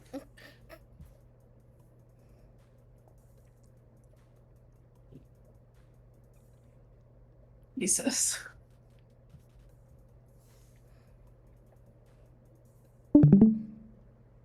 Okay. All right. Who's stepping up to the plate for this one? Which of the following is not a base for segmentation? I can go Let's first. go. I guess. Oh. Okay, hold on. I got this wrong. I'm gonna get this right out of the way. I thought that said demographic and not democratic. Oh. Okay, so I'm- that's what I was I'm gonna the ask. guy What over does here that that even says mean? I mean, behavioral. I know what it means to be like. I know what democratic means, but like in this sense, like, I mean, that's what I chose, but like, I kind of guessed, so like, I don't know what it means. I think maybe it's in the sense of like voting, like a democratic Yeah, like system. that's what I Yeah, thought too, because yeah. I was looking at the other ones and I was like, I mean, those are all, those make sense, and like this is the only one that like I like don't get it, so I just chose it. Well, I mean, this is going to be a dumb question. Is democratic not a segment within itself? Like, is that not a segment?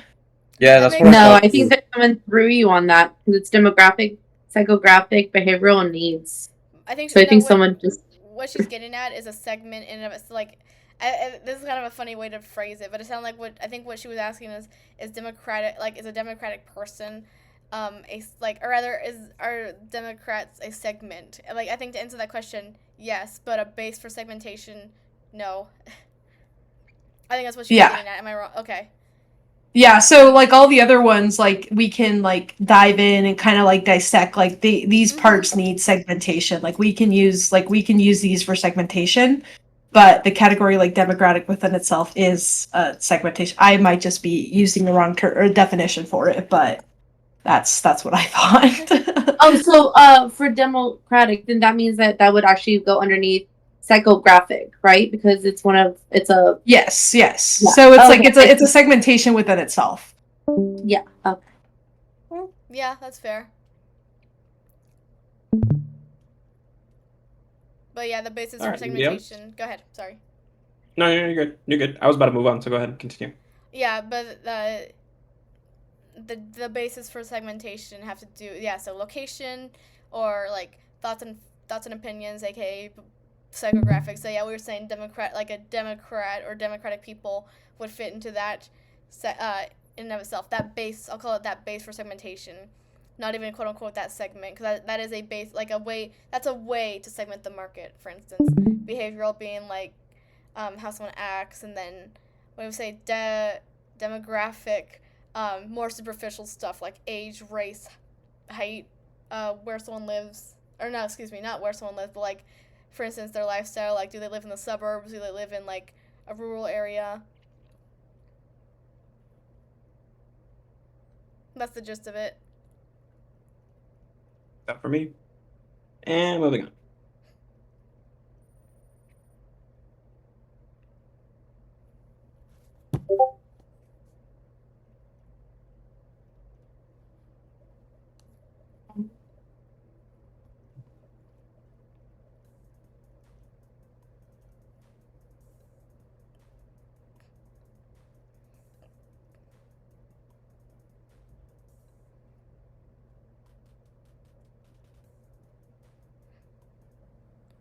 Hey, all right. Marketing a product to a single small group is called niche marketing. So we kind of discussed this one a little bit. So we want to go over it again. Anybody got questions on this? Multi-segment marketing isn't even on the study guide, right? It's just there to throw you off. Mm-hmm. I think Or it's so. Is Okay. mass it's marketing phrased- on the study guide? Or? I think really it is phrased. I don't even know what it's phrased at. Maybe it's phrased as either undifferentiated or differentiated. Because it's kind of encompassed by all those different ones. Hey, No, there's wouldn't mass marketing be like the same thing as what was it? Undifferentiated. Yeah, Undifferentiated. isn't Yeah. that like the same Yeah. thing? Okay. I think multi-segment could be the same thing as differentiated too. Fair. Yeah, that's true. Yeah.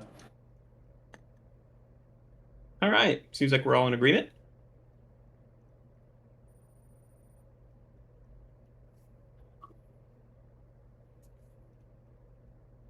Ooh.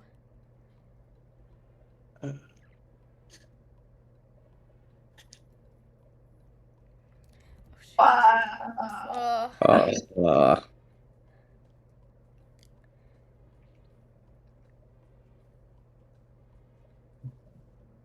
Yay, Yep, let's I go. knew it. All right. A brand promises high quality for an affordable price. This is its value proposition. So I think of it Remember just the as other that. three being covered. Yeah, I think of it just like this is my proposed value. Like this is Mhm. what I'm gonna give you for this price, and this is what you're gonna get. That makes sense. Okay, I got a question. What's brand equity? Like, what's the definition for that? I think it was trying to trip you up by saying like your brand's like I think of equity as like its value or its Mhm. Like how much it's worth? yeah. I think that's Okay. what I think of brand equity as. I think that's why I was Okay. trying to trip you up as opposed to like value proposition. Mhm. Because the biggest thing is a brand promises. So you're making a Mhm. proposition to somebody that this is gonna be the value of my product. Right. Yeah.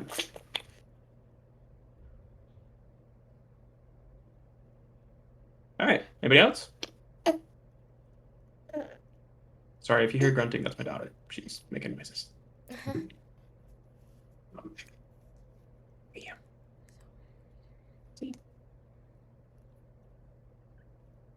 Oh my god, I don't I think I've know. gotten to this part yet. Oh.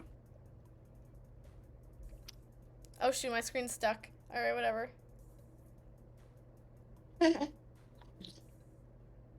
There we go.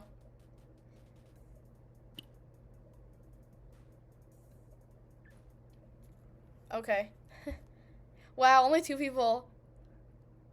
All right. Who wants to take this one? This is Evaluating what I've all been options kind of based on stuck weighted on. criteria and which model. Yeah, I got nothing on this one. The two For me, people that got it right, would you like to speak up? Yeah. Please. Can you hear me? I guess. Hello, is anyone Mine there? is, So it's evaluating compensatory. all options. Okay. So they're like compensating for what they Wait, hold want. on. Dallas got it Weighted. wrong? Wow. Yeah. Go ahead, Paige. Sorry. jeez, the call out though. I was looking at evaluating all options based on, so they're evaluating everything. So they're looking at all what they want, and it's a weighted criteria. So that means they have to compensate some things. So it's like weighing them down on their decision. So the weighted is what got me.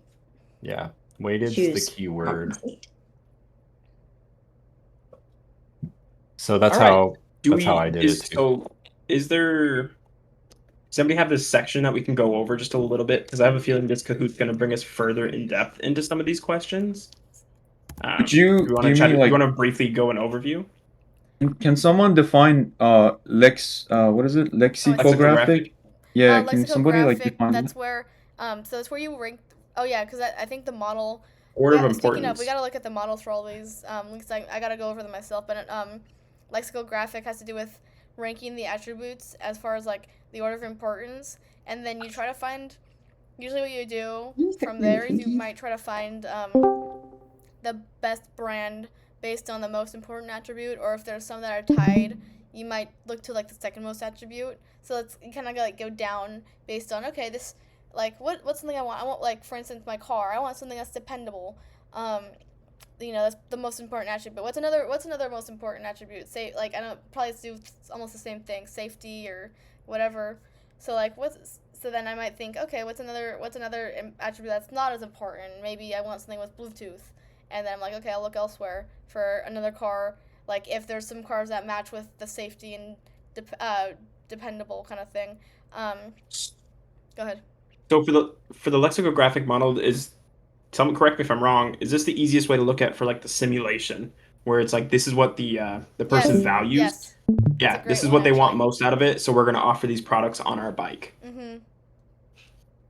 Like, because I see the one on the study guide, it shows like the attribute being hot, neat things to do, and expensive Mhm. accommodations, and it has importance listed 1 through 10 or whatever. Mhm. I should So I find the guess models that's for the other ones, but yeah. Based on that, though, wouldn't this make more sense as the right answer? I don't know. I just feel Well, Because I like mean, the important thing with lexicographic is that you take the best, well, your most important attribute, and if you have two products that tie it, then you go down to the second one. If you only have one that hits your most important first, then you choose that one and only that one. And then you go down, if like they tie like your first 5, then you go down to your 6th most wanted option, and then you choose that one if one is the clear winner. I completely forgot about this too, but the prof did put like a formula of sorts. Kind of going back on I think it was Paige who was talking about the weighted part. I actually see a little formula in here. It has to do with, who knows, this might or may not be in the exam, God forbid. But I think this actually ties into the model as well, the compensatory decision-making model. It's talking about how the weighted total, so what you do is you evaluate your importance rating for an attribute, and then you, like, it says times evaluation, so I'm assuming what that means is, like, because I actually didn't write too many notes on this part. I think what it means is, like, customer evaluation on said item, probably also, yeah, on said item itself. And then you, like, so what you do is each of these is like a little factor. So you multiply each one. You'll take the importance rating of said attribute times your evaluation of it, and that's one factor. Then you keep multiplying to figure out like the weighted total. So it 100% is compensatory. Compensatory also says here like it can be quote unquote multi attribute. Where you'll list all the outcomes, rate each one in importance, and then you also think about how strongly the alternatives can meet the outcome as opposed to, say, this one individual product or brand that you're looking at. All right. My final 2 cents. My simple, I don't want to say the dumb way that I think about this. Compository or I can't even pronounce Compensatory. it. I just think of compensatory. Thank I you. don't know. I mean, I just think of compensation. Yeah. Whether it's the cost and benefits, and then of course. So the non-compensatory, you're just doing it because or like for conjunctive, it meets one attribute. Cool, that's all I need. Mm-hmm. And then that's it. And then the lexicograph is, of course, the bike branding. What do they want, and how is it ranked? But that's my simple, dumb version, I guess. I thought about that All right, too. we're moving on. Like compensate, but continue. Yeah, because we have a lot of questions. Oh my god. We're like quarter of the way 16 through, out of or 45. third of the way there's like through. 30 left, so Yeah, so we're gonna keep going, keep trucking along. Would you look at that? That's crazy because we just talked about this. Wow. Watch me get this wrong. Shoot, I think I got it wrong. Dallas got it wrong.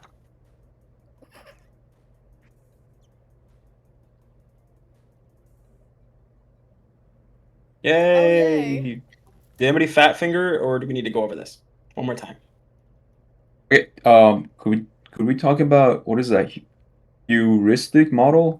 I won't lie to you, I don't know. I forgot what class What? I heard that word in, but I think it has to do with like one thing, almost like representative. I just want to like make Yeah. sure like it's not something It's that's not. going to be on the exam because I haven't seen it, you know. Heuristic is enabling someone to discover or learn something for themselves, proceeding to a solution by trial and error or by rules that are only loosely defined. But that's We're not not- going to be on the exam We're not tomorrow, gonna. right? Yeah, I don't think we're gonna find these. Yeah, just no. That's more like a forget that it ever psychology thing. existed. Yeah. All Yeah. right, cool. Don't remember it at all because you're gonna go, oh, I remember that word, and then we're gonna click on it. Yeah. Nope. Like 2 seconds later, you're gonna forget. All right. Conjunctive it was. Oh. They're like, New yeah. beer. It's funny. Competitive rivalry here. On Someone, the someone makeshift got it. shoot. Someone got it. Threat from external Ooh, competitors. okay, I know this. Has to be that one.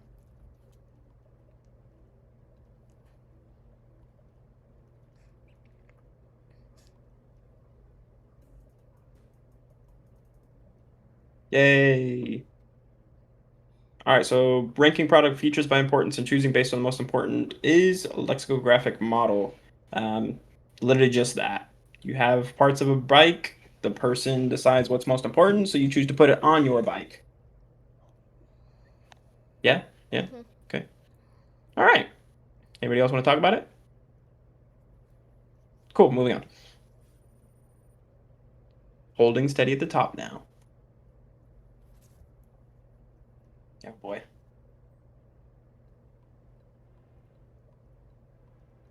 Oh,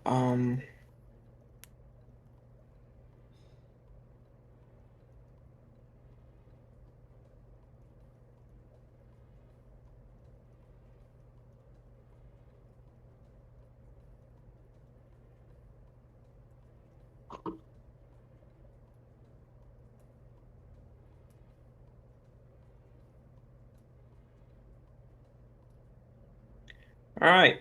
So the evoked set refers to brands that consumers remembered when prompted. Evoked set refers to like when somebody says X, you think of Y. You just evoke. I think of just evoking a reaction. So I'm gonna say something which makes you think of this. That's it. I don't remember what examples he used for it, but I guess a good example, I don't know, a very simple one, and I guess, like, what do you think when I say the snack that smiles back? goldfish. Hell yeah. Or who knows, maybe you'll think of All something right. else, but anyways. I mean, no, that works. He's accurate. Or somebody said, I think he did actually discuss that. What he talked about? Did he talk about car insurance? Oh yeah, 50, 15% or more? Yeah, on car Yep. insurance. Yeah. Anybody got questions about this one? No, I just really need. I need all of you to pray for me for the exam, not just myself. Oh my gosh. pray to all the I'm pretty sure we're all gonna be gods praying and all for the each other. entities. Yeah.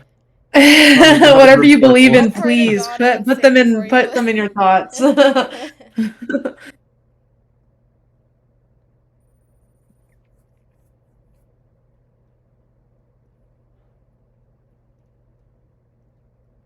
Ooh, I like that one. Uh,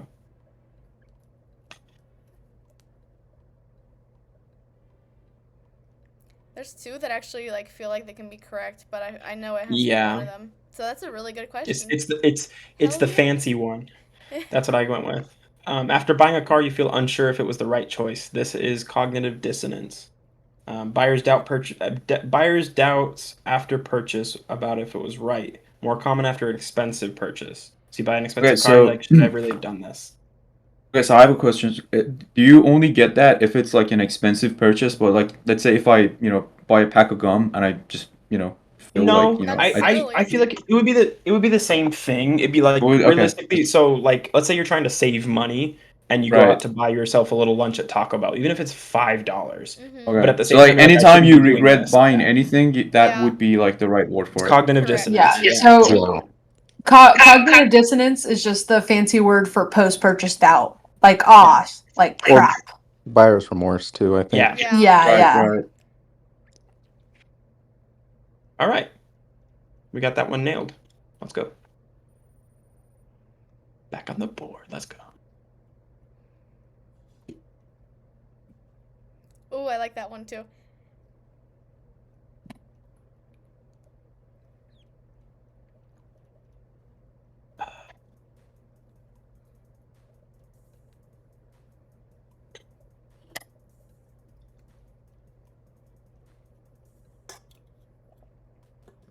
I probably get this wrong.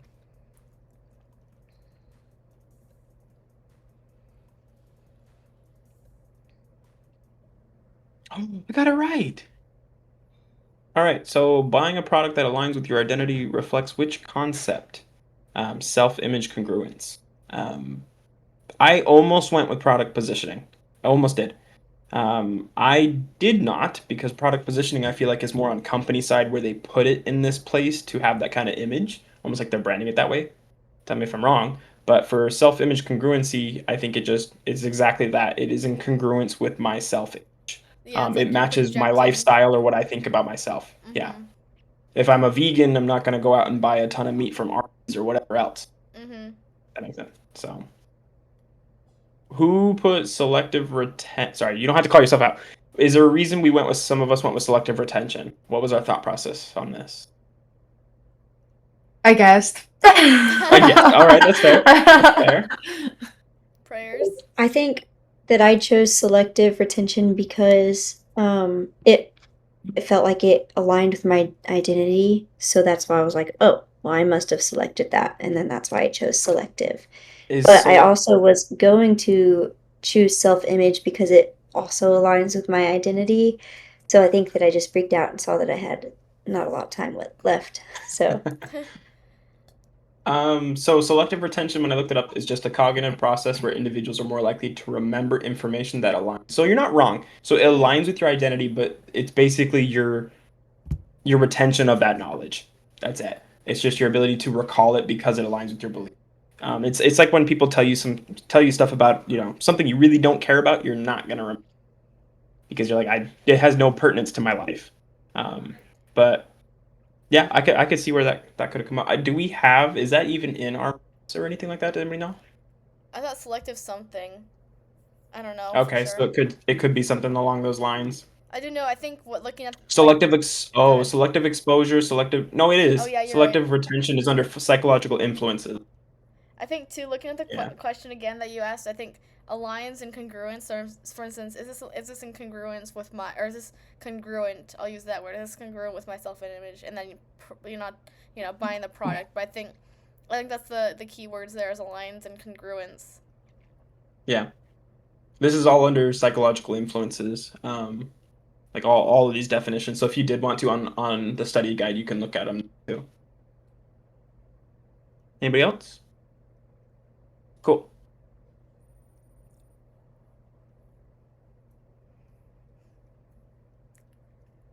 There we go. Oh, there we go. Another That's crazy. Yeah.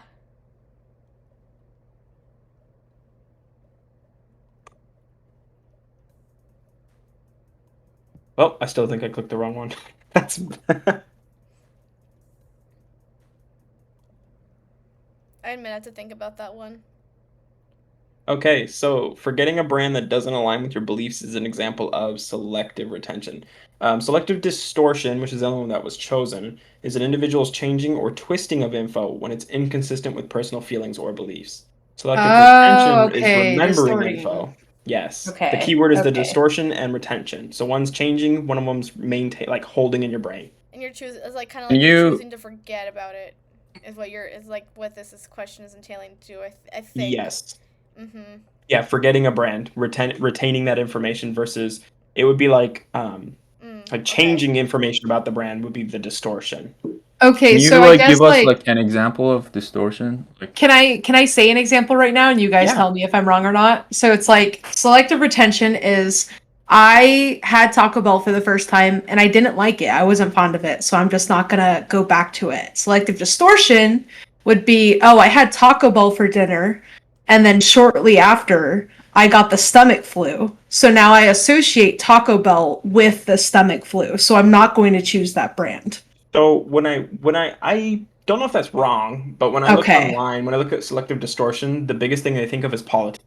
When someone's a fan of a particular political party, they interpret news differently than somebody else. Yeah. So we could be saying the same story, but someone sees it as very positive, the other one sees it as they dislike it. So that would be the distortion. Same news, but they can also choose to remember or even dismiss some of the negative ones because they favor that party. Okay, that makes much more sense than what I'm trying to get at. So it's beautiful. Am I crazy? We're losing there's people dropping out of the game. But go ahead. Another example for the distortion one is like for sports, if the referee goes against your team, you say it's a bad call, even though it could have been the right one. Because it's against the team I like. Anyway. Yeah.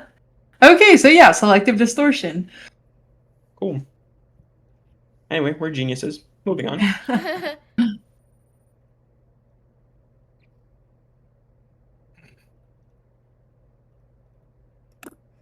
Oh boy.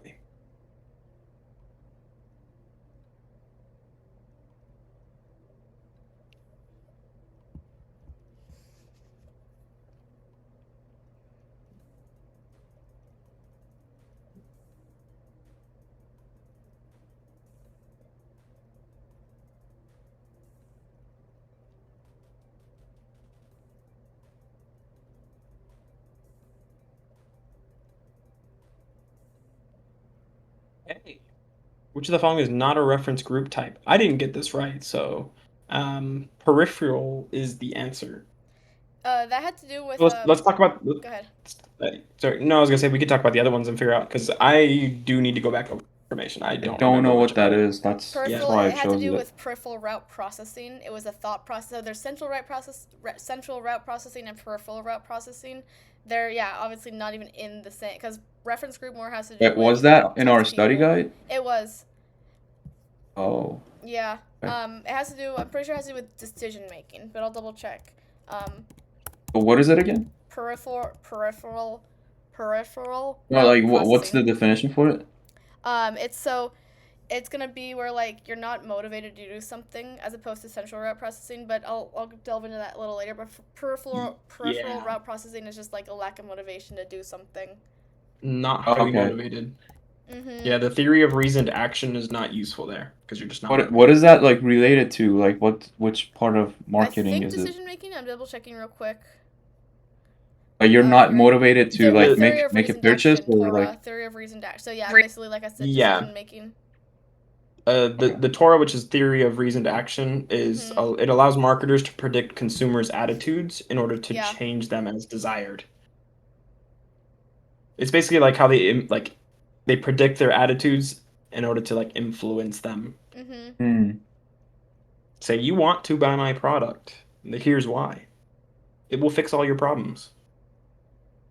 But anyway, so the primary, aspirational, and disassociative. Do we want to go a little bit, if we don't mind? I would like to. I'm saying mainly for myself. So can we dive more into disassociative? It's like groups you don't care about, groups you disassociate with. Okay. Aspirational, But on the other hand, also- is like the complete. I don't want to say the complete opposite, but for instance, someone you want to be like.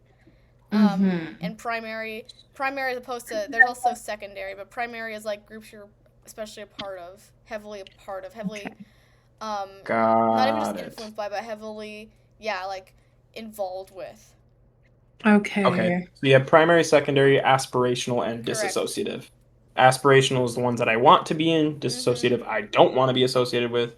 And then primary and secondary are like ones that I'm directly involved with. But so like one of them is like primary one that I'm like actively like participating in and as doing. opposed to say your acquaintances, your secondary.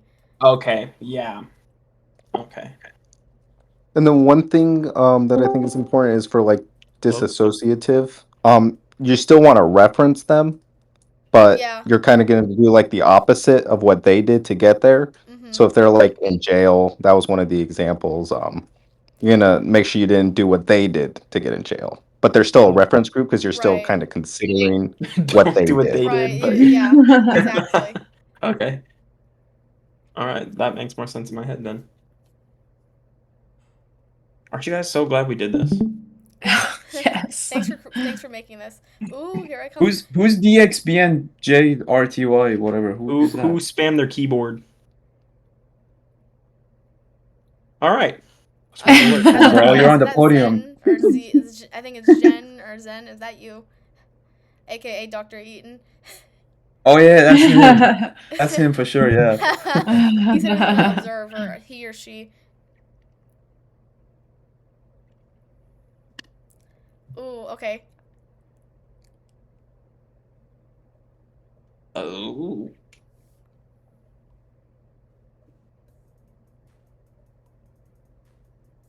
Oh boy.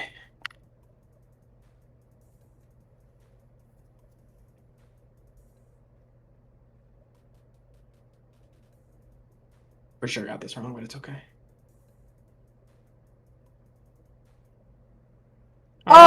I finally there got was- something right. There was two.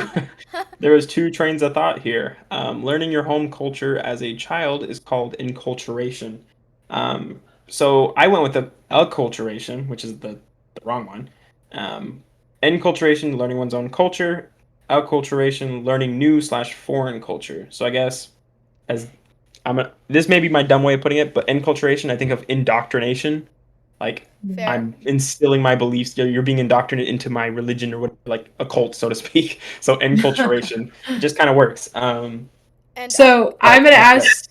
I would say to switch it. So in culture, internal.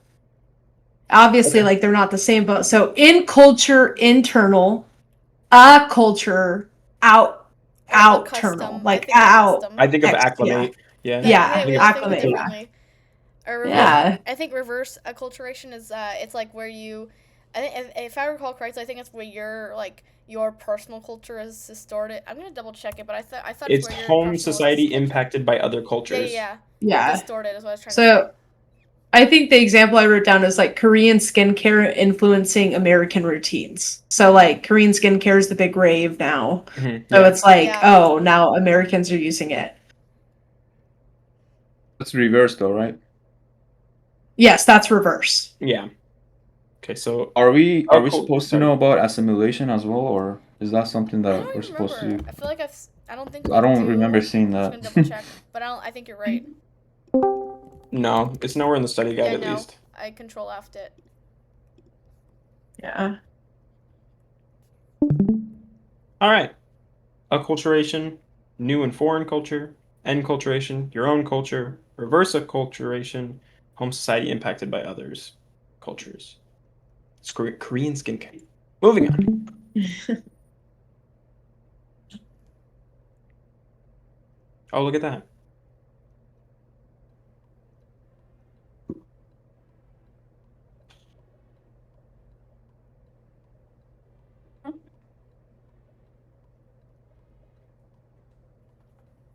I'll admit this one was a little bit tricky for me.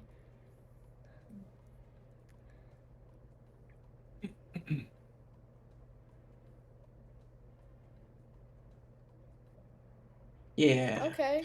Okay, so a trusted influencer promoting skincare products acts as an opinion leader. So opinion leaders are basically people who are knowledgeable or accessible people who give info about a sphere of interest to followers. Um, I thought about it as like there's a whole bunch of people making opinions about something, and this is the person influencing. This is the one who says, "Oh, we should all buy these products now because X. Follow my TikTok link. You can get it in a discount, whatever." Reference group is more of groups that impact the choices. So that was the one where we talk about primary, secondary, aspirational, disassociative, things like that. And then value shopper, I don't even know where that's at. And gatekeeper, we all kind of know what that is. A gatekeeper is somebody who has information and does not give it to others. So that would be kind of counter to what this question asks. Other thoughts from other people? So what's like an example of reference group? Kind of like what we were going over before. You dress to match, like, let's say you're like a skater, and you know how like people who skate have like a certain like look to them.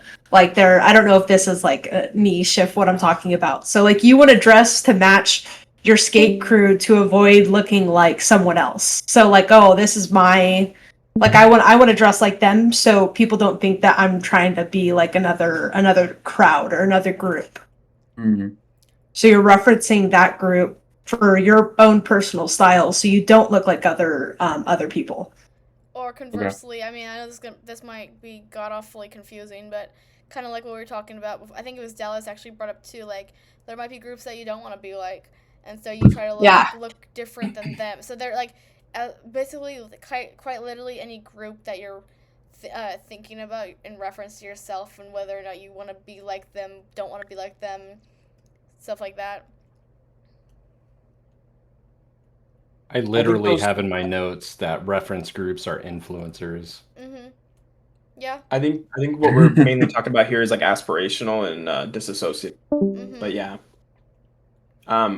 The other one they talk about too is primary reference group is a group of people that you frequently interact with. So like your family or your friends. Mm-hmm.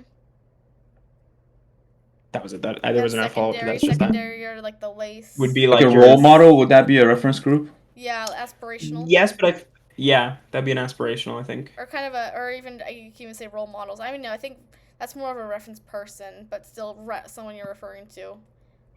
And I think, So, I could like- be wrong, but I think, in case anyone's wondering, I think value shopper has to do with someone who shops for, like, they quite literally, I guess I'll call it value shop. Like, they don't, like, they might ignore price, for instance. It's just they want to get the value, the most benefit out of a product. But anyways. Yeah, so examples of secondary reference groups are like celebrities, role models, brands. Consumers may choose products or services based on the perceived status or image, just like we were talking about before, because they want to be associated with that brand. Isn't because I think I actually categorized them. Isn't our primary and secondary? They're categories of sorts where someone can. Correct. Like, a group can fit. Yeah. Okay. You want to go over that real quick for me? Yeah. So primary are going to be. Let me back it up.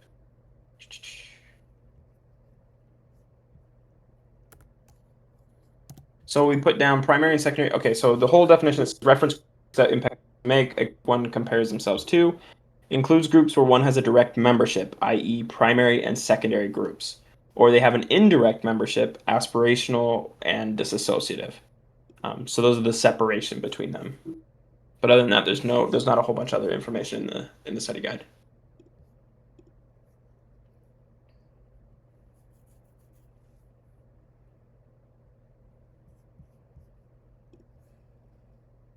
Anybody? Cool. We're moving on. Questions, comments, concerns? All right.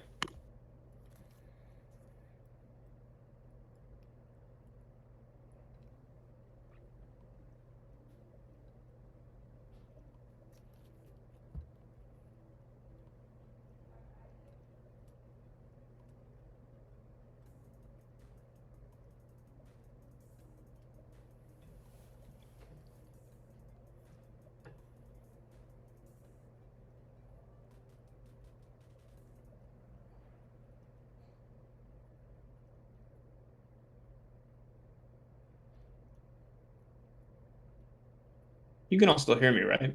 Yes. Okay, thank goodness. I was like, it was dead silent in the chat, and I'm like, this is awkward right now, but I think they can't hear me. I totally guessed on this. So. Which of the following is not a B2B buying situation? And the answer is personal purchase. Well, I mean, B2B is business to business, right? Yeah, exactly. So I as like my business is buying something from another business. So you are not personally going to come in anywhere. Yeah. So like I'm buying paper for my business's printer. So like I'm using the business card to buy printer paper.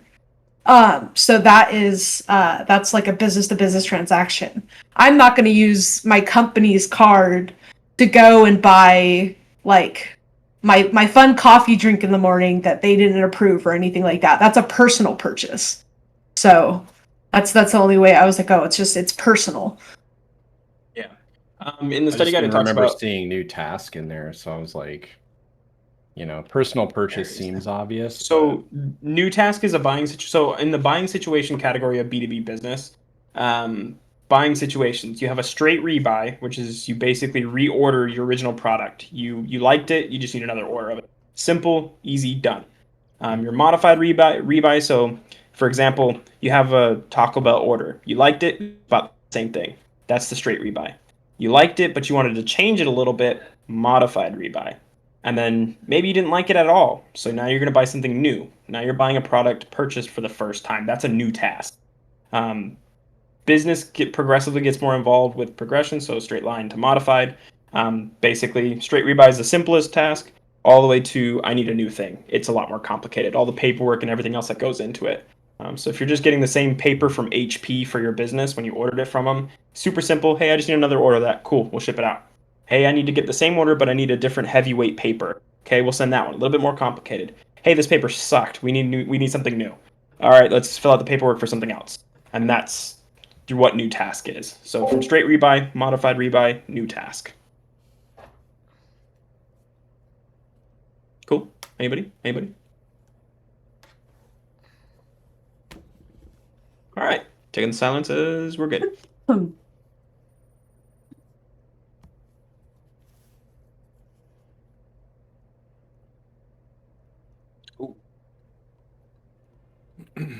He talked about this one in his lecture too.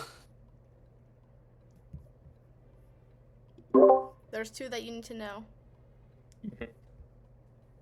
Can I go use the restroom after I'm this? gonna do that same. Yeah, I was gonna say we can take a break here in a second. That's fine. Oh damn. Okay. All right.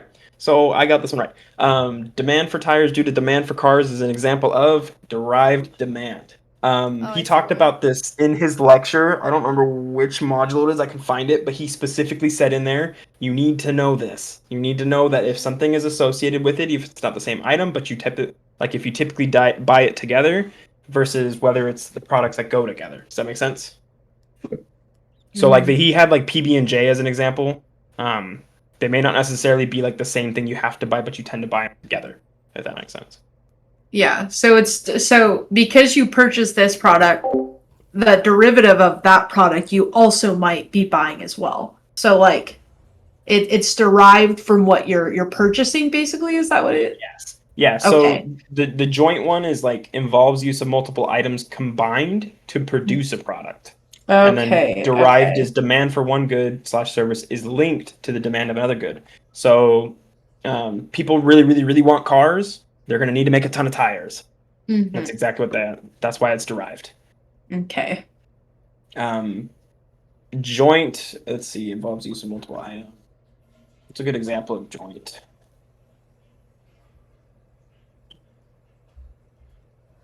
Ooh. Oh, I always think printers of and ink ketchup and cartridges. mustard. Yeah. Ketchup, mustard. Yeah, perfect. Bread and Yeah. butter. Yeah.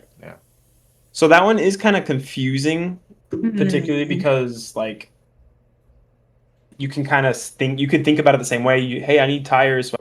Cars need tires, so it's a joint thing.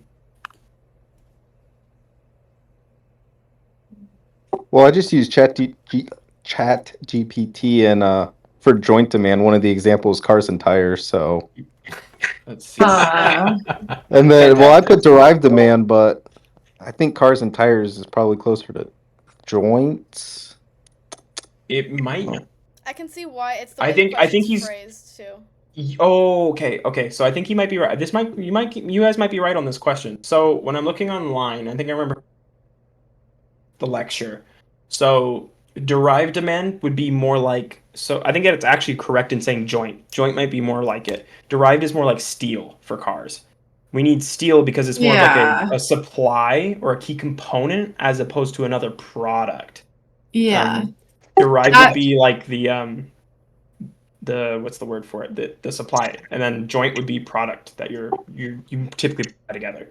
Yeah, because I feel so. Google says that so we have joint demand. The demand for digital cameras often leads to a simultaneous demand for memory cards. But derived demand, the demand for steel is derived for the demand of cars. The steel is a key input in car manufacturing. Yeah. So I think this question might be wrong. I think it is joint demand. Yeah. Wrong. Oh yeah, because they're used together. You guys probably said that when I was using the John. No worries. We're pausing here anyway until everybody gets back. Oh, looks like it might be back. So did he use the PB&J example for derived demand? He used it for joint. Okay, because I would think like derived demand would be you need wheat for bread. So to make bread you need wheat. So that's a derived demand. Yeah, I think that's correct. Yeah. Okay. I'm just gonna think of joint as two products, and then derived is where it comes from. Yeah. Okay, that makes sense. Because I was like, wait. Yeah. So I think this question was wrong. I think the Kahoot's wrong. So ignore this. Joint demand is right. Beautiful. And then one of wait, hold on. You said okay, yeah. So yeah, you just got back. Sorry, we were just discussing the fact that so demand for tires due to demand for cars is actually joint demand. It's not derived. Joint is like two products. So basically, you're buying one, so you need, or like there's a demand for cars. you're going to need more tires. So they're two different products. As opposed to derived, the PB&J example, it would be you need more bread, which means you're going to have to get the wheat for it. Does that make sense? You can't have a I feel car like I without explained that tires, terribly. though, right? Yeah, that's correct. But because they're two products, as opposed to where it comes from, derived is more of a like steel for cars. It's more up the supply chain. It's closer to the primary manufacturers, or suppliers, not manufacturers. Sorry. I mean, what happened, bro? I chose joint demand. How do I get my points now? Or I don't know. Is there a way I can fix it? Nope. Guess not. Maybe I should put randomized. Okay, we can go Yeah, I on. think ChatGPT is just getting this wrong because then in the same answer, under it had created a table Yeah, and then like under examples for it, derived, it put the tires again. Uh-huh. So, Yeah, maybe it's crazy. but one of the things it says is like joint, so the two things are used together, and then derived is more indirect, but it depends on the demand. So like Mhm. if a demand for cars increases, you need more steel, so that steel demand will go up. Yeah, he used ketchup and mustard, and then he used PB&J, ironically on a bagel for some reason, in his lecture. So that one is in. So if you wanted to watch the video about it, it's 2.7 B2B marketing. That's the module. I love how you know verbatim what he said. I just watched those today. That's why.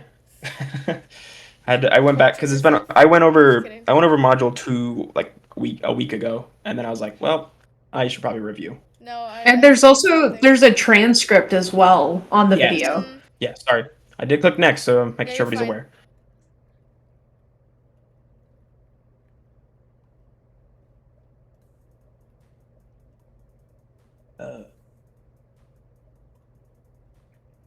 Shoot. Is that even an option?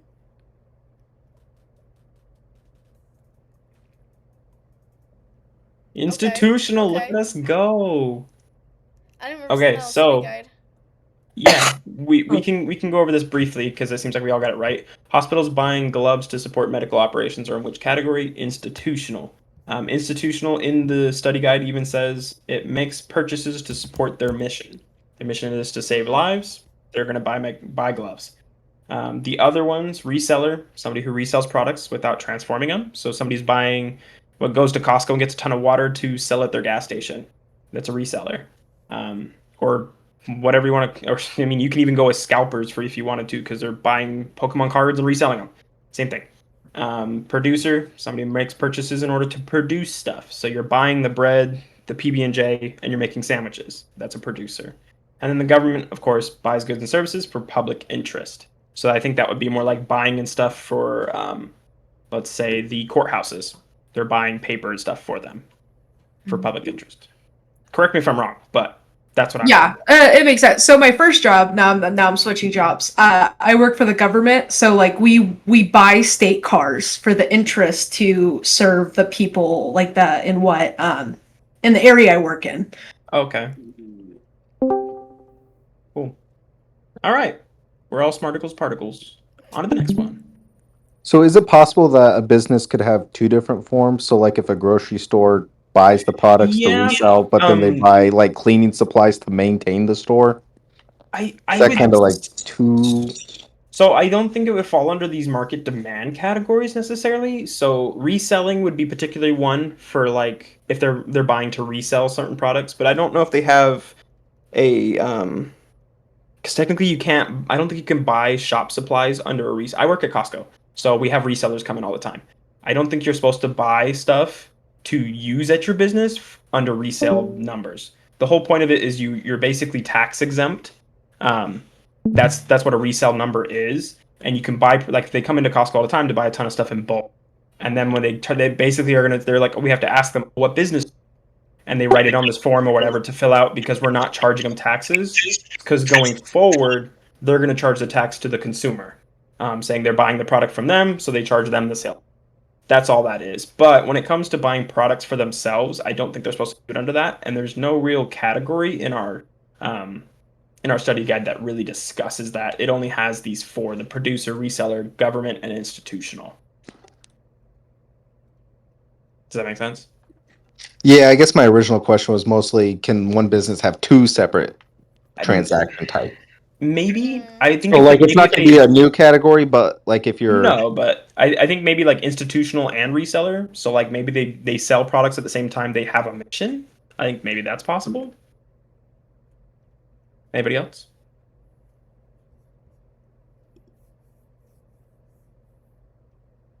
Cool. All right. Well, sorry. Did you want to? We can keep discussing it. That's fine. I'm happy to do so. I just want to make no, sure we we're can answering move on. questions. Where else? All right.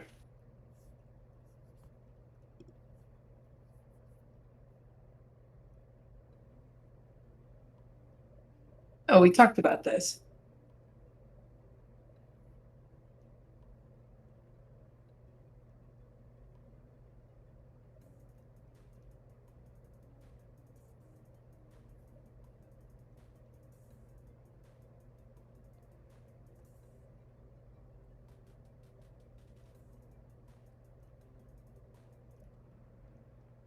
Nice. Straight rebuy. Business buying paper without changing anything. You're just rebuying it. Anybody? Anybody? Cool. Dallas moving back up the board. Coming back. Literally have an answer streak of 6. Congratulations.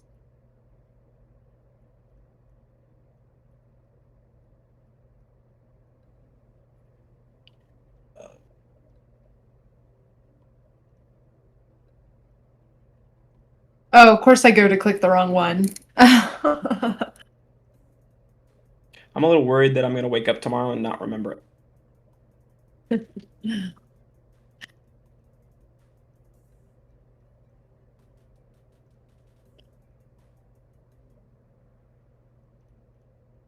All right, joint demand. Using both wood and nails to make furniture reflects joint demand. It's the two products, wood and nails, and then derived demand would be like further up the supply chain. This isn't a great example because it uses wood and nails. It's kind of hard to get simpler than those, but maybe it's like steel for the nails. I don't know. Anybody got anything? I think if it were written in a way where it's like, wood is used to like. If it were written differently, it would be the derived answer would make sense. For instance, if it were like, I'm trying to think of a good example. Okay, you know what? I'm just gonna highlight the joint demand then. It's because the way it's written, it's the and, not. Oh yeah. Demand for. I think a way. I guess a good way to phrase it, if it were in a way that would appeal to derived demand, is like using wood drives up the demand for nails, which is a reflection of. Because it's one influencing another, but yeah, it has to be joint because they're used together. Maybe it's like the demand for the furniture is what caused the demand for the wood. Does that make sense? Because like people are now buying more of this person's chairs or whatever, so the demand for wood is increased. That would be a derived demand. I think too, because it's also Am I wrong? not only that. Well, yeah, that's a fair point, but also like kind of going building on that too. Wood and nails used together, they're both being, they're both like in demand because of furniture, as opposed to hey, one's impacting another, for instance. Like Yeah. Does that make more sense? I like it. Yeah. I know it's an iffy topic actually. Like,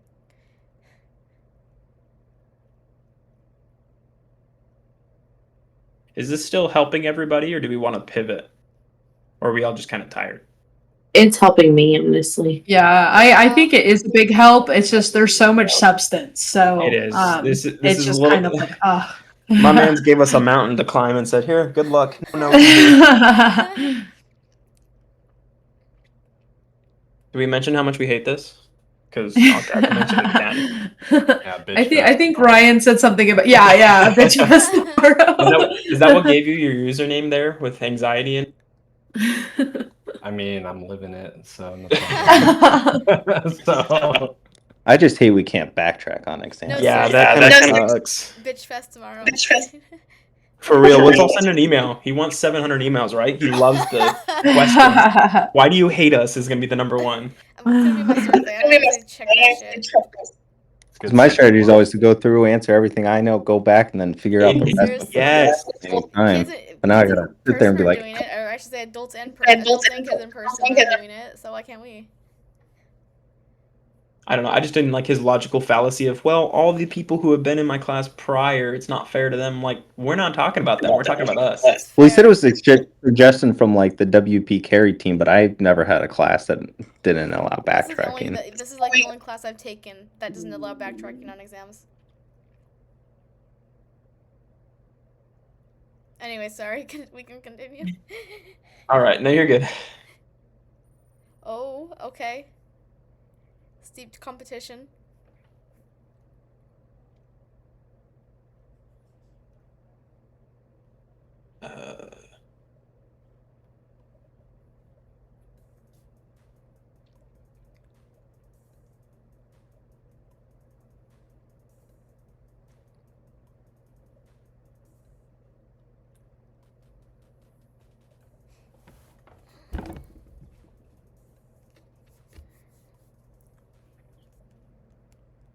Okay. All right. Let's talk about this. Marketing products tied to charitable causes is known as cause-related marketing. Well, that would make sense. Mhm. I thought sustainability but that's more green initiative. That's not charitable cause, I guess.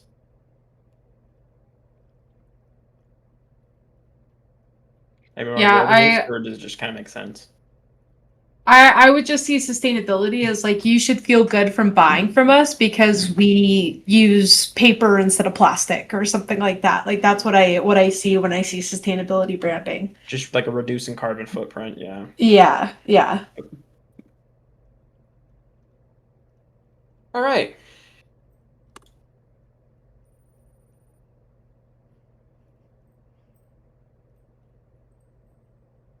Oh boy. Ooh, that's a good one.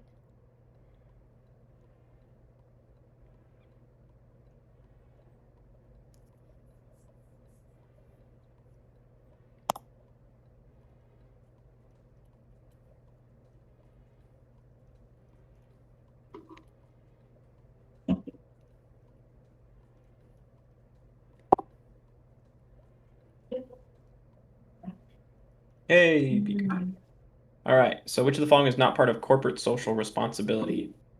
Anyone want to go? What do you want to talk about this one?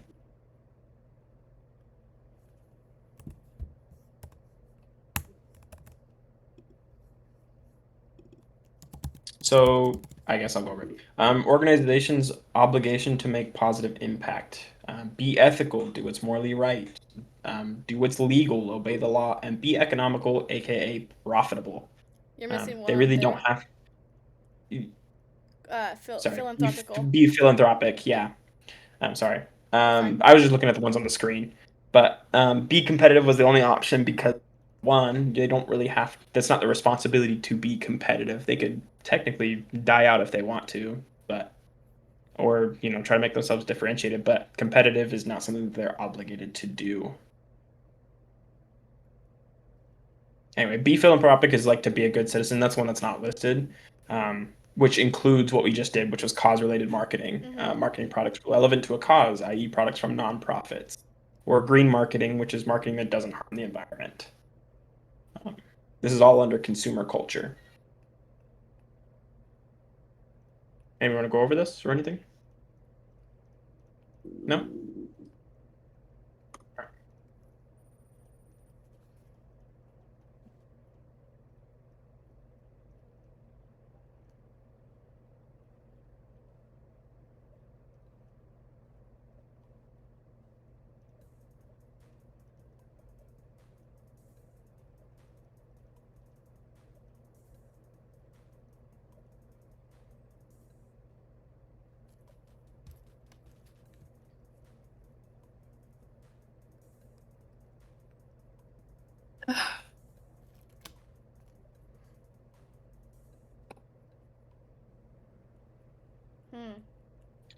All right. Company uses recycled materials and product practices. Green marketing. It's marketing that doesn't harm the environment. Environmental scanning. Go ahead. Sorry. No, you're good. You're good. what confused me is it doesn't have anything to do with marketing in the question, but I also see, like, I see why it works, but it also doesn't have to do with marketing in particular, like the question itself, or just what they're doing. Like, they're not saying, oh, we went green. Well, I guess like what you would say is like it. So the fact that they are doing something different than others, which is like a net positive, that's marketing within itself. It's like, oh, like going back to we use paper instead of plastic. And if they announce that, or if you can see that on the package, it's marketing towards people who are trying to be more eco-friendly or better to their environment or blah, blah, blah. So that's marketing towards that specific category. Yeah. And product reuse isn't necessarily a bad thing. Product reuse would be, I think, more along the lines of, literally just that, reusing a product as opposed to reusing recycled materials. Because anybody can get recycled material, whatever, put into their products, but a product reuse is multi-use product. And I think, of course, just thinking along the lines of specifically for marketing, because, that's our class. So it's not necessarily wrong, but green marketing is the company uses recycled materials in product practices. Anyway, I'm ranting, but moving on. Okay.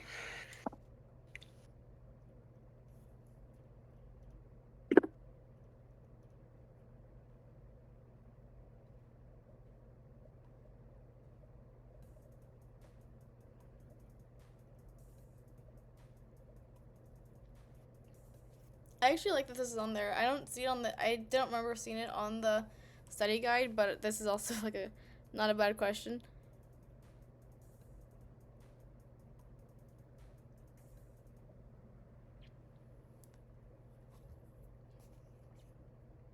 All right. An ethical dilemma most often occurs when there's a conflict between profit and ethics.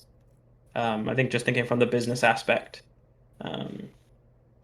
a lot of times it's like, well, okay, one of the job responsibilities is to be economic profitable. But that becomes a conflict, of course, when you run into the other one, which is the other corporate social responsibility of being ethical. So when you run into a conflict between the two of those, that's when you have an ethic. I need to be profitable, but I also have to do what's ethical. And correct me if I'm wrong, but just because it's not ethical doesn't mean that it's illegal, right? Correct. Like you can be unethical. So like my example would be like Shein. I don't know, it's a clothing brand. So like they were outed for using sweatshops and all that stuff because it lowers their like how much they have to make to be able to be so profitable.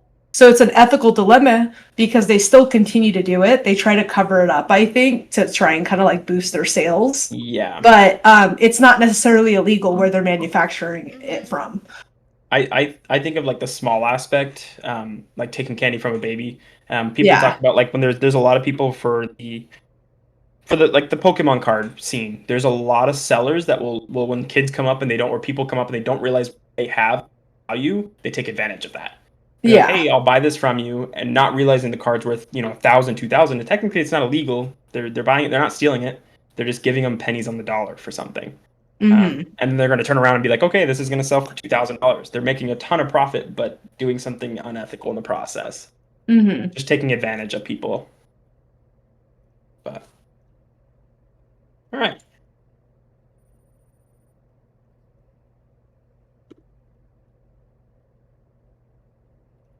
Oh.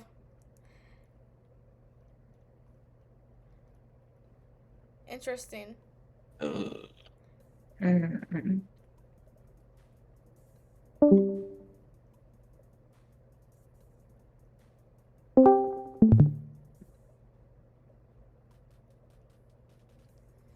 YOLO. Isn't it supposed to be like Trying to think. Never mind. Yeah, like a trick question. I'm wondering if I'm thinking too far into it. No, it's supposed to be. We can actually talk about this one. Okay. It's funny that I picked the right one, but the reason why I want to talk about this one is because let me find it. Let me actually find it. Oh yeah, right here, consumer culture. The question it should be asking. I'll actually send this graphic in the chat, but it should be asking about this. It should be asking about specifically ethical development levels, not corporate social responsibility. But I can see, like, yeah, so let me just send this to you guys so that we can actually, like, cover this properly. It's just kind of funny how this happened, but I mean, it is what it is. I see why to philanthropic would be like the top, because it is like, I think it's on the top two for the corporate for CSR, like as far as ranks go. But anyways, if you look at the graphic I just sent it, the answer, and I was looking for this, it should be post-conventional morality. Pre-conventional or post-conventional? Post. I know it's funny. It's funny how it's. It's at the bottom. But, I don't like how the yeah. prof did that. I don't know, weird prof things, but everything they do is weird. But anyways, just wanted to Okay, touch on so that. yeah, because pre-conventional based upon it's more self-centered and calculating, so selfish. I think that would be more along the economical, like being profitable, doing what's obeying the law, because technically it's okay, but it's still selfish. But at the bottom, post-conventional, concerned about how you judge themselves, if it's the right in the long run. So being ethical, being philanthropic, am I being a good person? Yeah, I can see where the question is confusing because of that, but yeah, more mature, more childlike is interesting. Oh, that's nice. That's a nice pyramid. Yeah.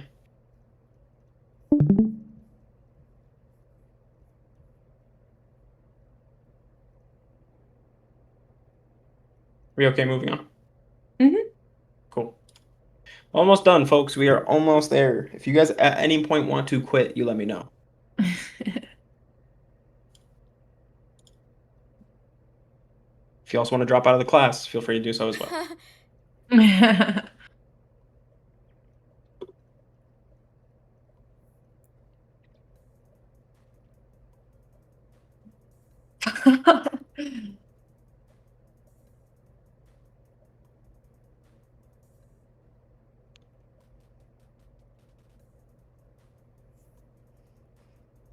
I like tertiary data.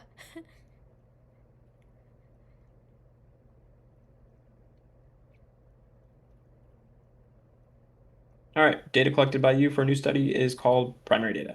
Do we need to go over this, or it seems like we all got it right? So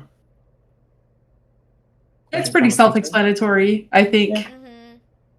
Collected by you for a new study. It's primary data. Cool.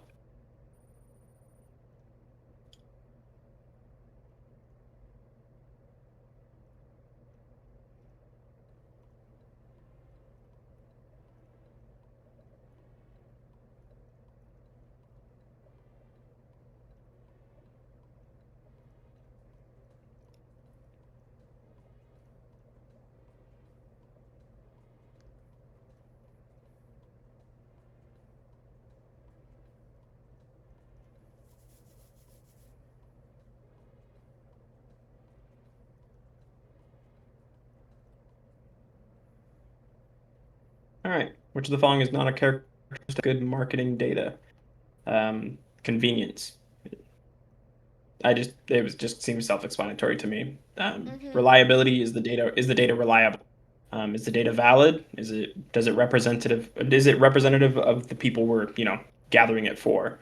It's not whether it's convenient. I think reliability, like in case this comes up in the exam, I'm pretty sure that's the one where it pertains to a pattern. Like that's how you identify if it's reliable. Yeah. If you repeat the study like 10 times and you get the same result each time, you'll know that data is reliable. Yeah. Cool.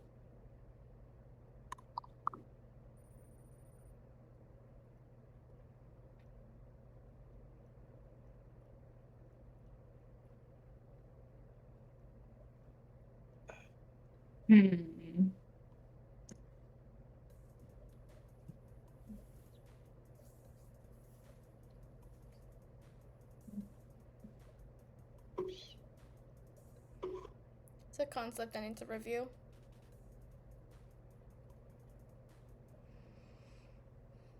Right. Studying human behavior in its natural context is known as ethnographic research. Ethnographic research is the study of human behavior. In its natural context, can involve immersion into a physical setting to interact with participants. So I did more of a process of elimination on this one. Surveying, you're talking to them directly. You're getting their thoughts, kind of what we're doing that extra credit. Qualitative interviewing, I don't think that's part of the study guide, but I mean, it's kind of the same thing as a survey. You're interviewing them. Sampling is just the process of choosing people, but then that leaves ethnographic research. So they shouldn't know they're being studied. You're just kind of watching them as like a overseeing power. Yeah. Cool. I'm sorry, the last one you said, that's ethnographic research where they don't know? Okay, cool. Thank you. Yeah, I mean, they might be able to know if they're being studied, but you're kind of just like maybe you put some cameras on a neighborhood block and then kind of see what they do, their daily interactions. Surveying is you're just talking to them directly and getting that data firsthand. Thank you. When you look in the study guide too, there has a little diagram too that says like observation, ethnography, like it shows the scale, whether it's quantitative or qualitative, and so on. Sweet. Oh yeah.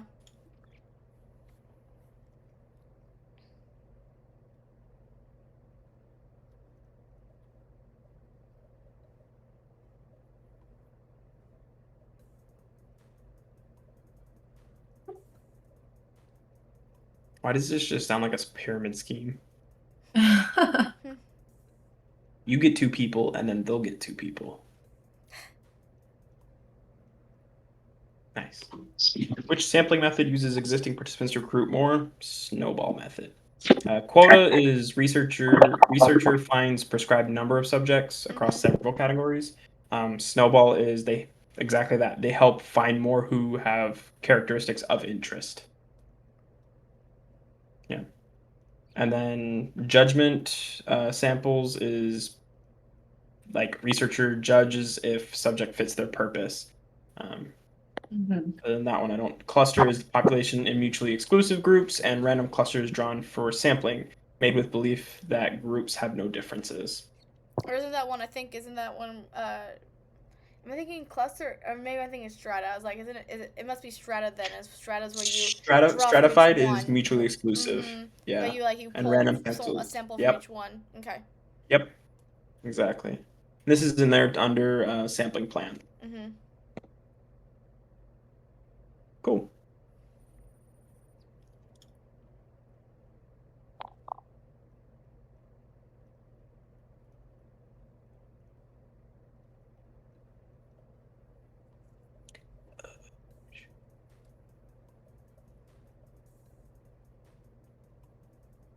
This I don't know. This I would like to go over.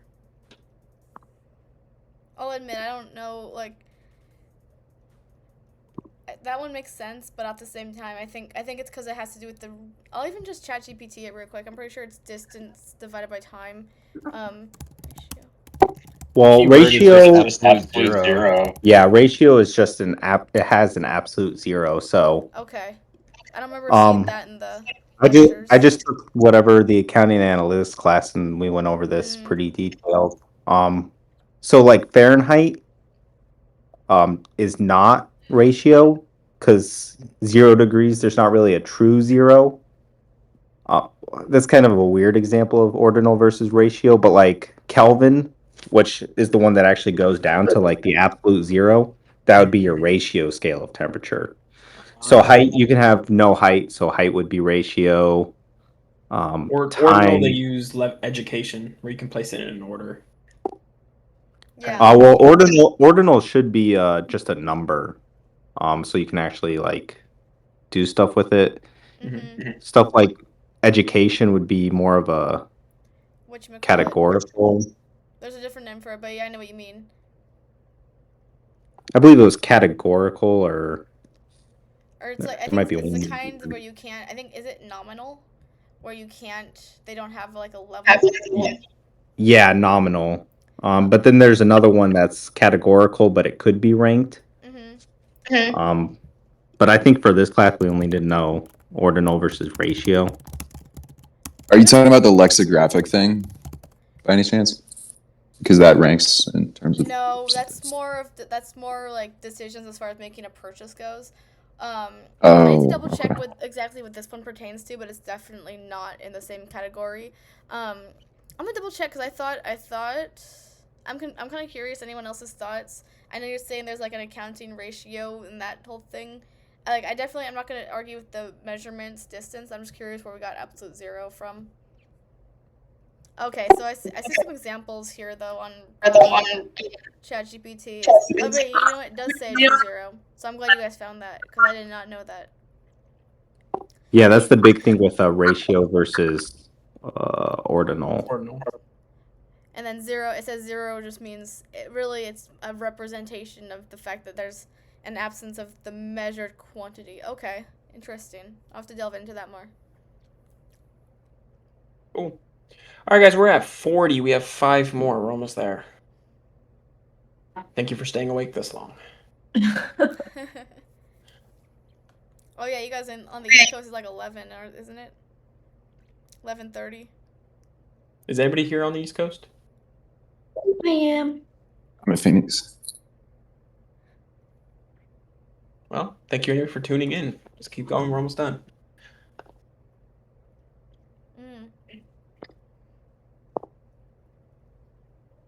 Oh, I clicked the wrong one. At least you know you were fat wrong. fingered it. I fat fingered it, and I know I hit the other one. Yeah, but my point was on the scale. Oh yeah, you were 5th. I can't lie. I'm surprised I'm still in 1st. Yeah, I'm one of the green ones. That wasn't on purpose. Selling the same product worldwide using the same marketing mix is global standardization.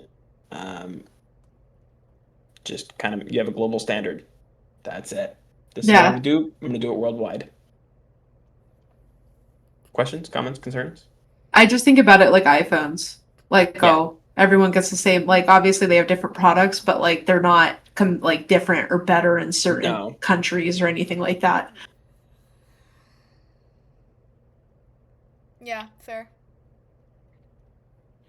Cool. Still good.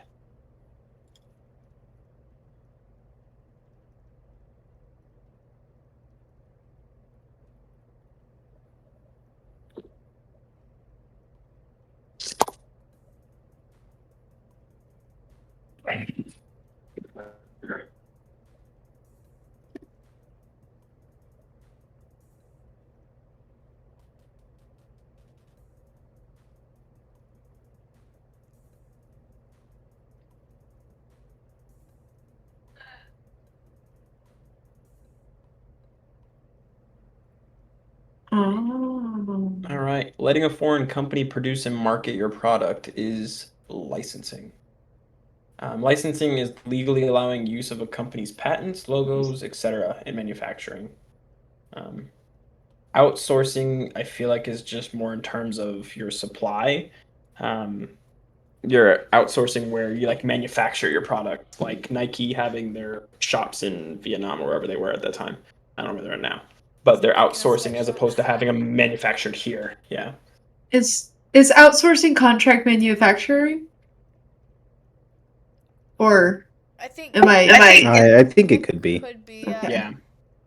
I think for a minute I was thinking of offshoring, but yeah. Yeah. Okay. And then the key thing with licensing is that they're doing pretty much all the work. So they're doing the production and the marketing. Yeah. Okay. But So it's like and it's like you're letting them do it for you, kind of thing, as opposed to basically all under the company's own, logo, standard, whatever. Yeah. Okay, so what I think is like fountain drink machines, like, oh, this store sells Coke products, but they're like they're buying everything to have those Coke products in the fountain machine, if that makes sense. I can see that. Okay? It's a small scale. I wouldn't say foreign company, but yeah. Okay, theoretically, it's they're making it on site and selling it. Okay. So I could see that. Any other questions about this one? Cool. I think toys is probably a big one for licensing, like movie toys. You're pretty much just using the movie.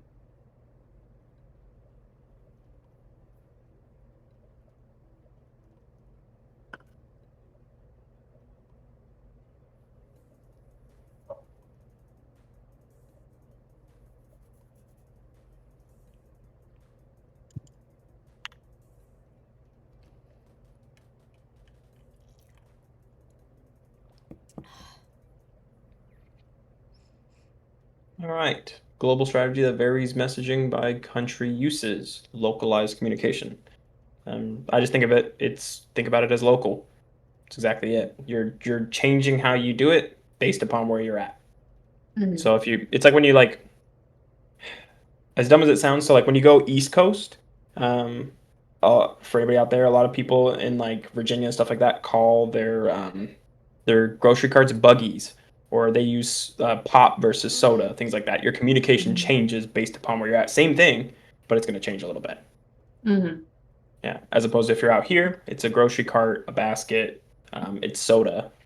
I kind of think shoes. about it like with like countries like album covers. Like sometimes in the US, like a pop star might be wearing like a bra and short shorts in their album cover. But in foreign countries where that's not the appropriate norm, they might like put a shirt and pants on them or something like that. But Yeah. it's still the same product, they're just marketing it differently. Yeah. Perfect. That's a good example. Change in Oh. leadership. Ooh. All right. Second to last question.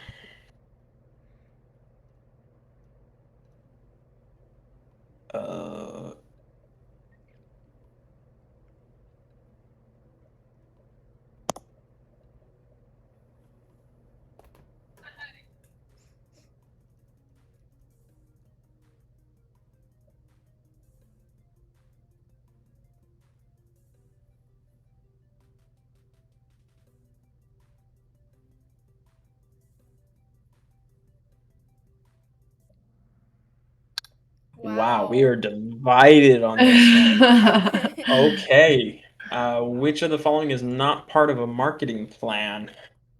And it's product testing. That kind of makes sense, actually. When you think about it in terms of just marketing alone, yeah, because they don't do the market test the product. Could I express why? So the marketing plan Yeah. is a document. Kind of like I think the other one was business plan, which you don't have to, or at least the prof says we don't have to know it. But yeah, marketing plan is quite literally a document. So it's gonna outline all the other things: forecasts, executive summary, measurement control. And think about it, product testing is not on a document. You might record stuff on a document about product testing, but it's not part of the document itself. Quite literally, I like just to that. put it in layman's terms.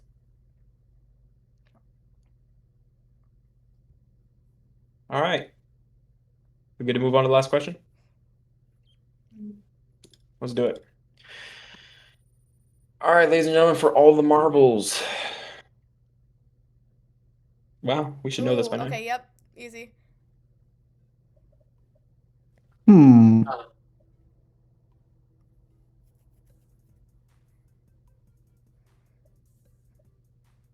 like to end on an easy one. That's nice. Wish we could do that for all of our questions. The class. Yeah, just the whole class. Just easy questions. Hey, let's go. Like I said, we're all genius. Oh wow, yay. A company summary written for a senior leadership is the executive summary. It's like towards I the don't think top we of need the to study guide too. Yeah. I hope this is a question on the exam. That would be great. That would be great. Yeah. I guess just a senior leadership is also literally known as executive leadership, so yay, anonymous. Yay.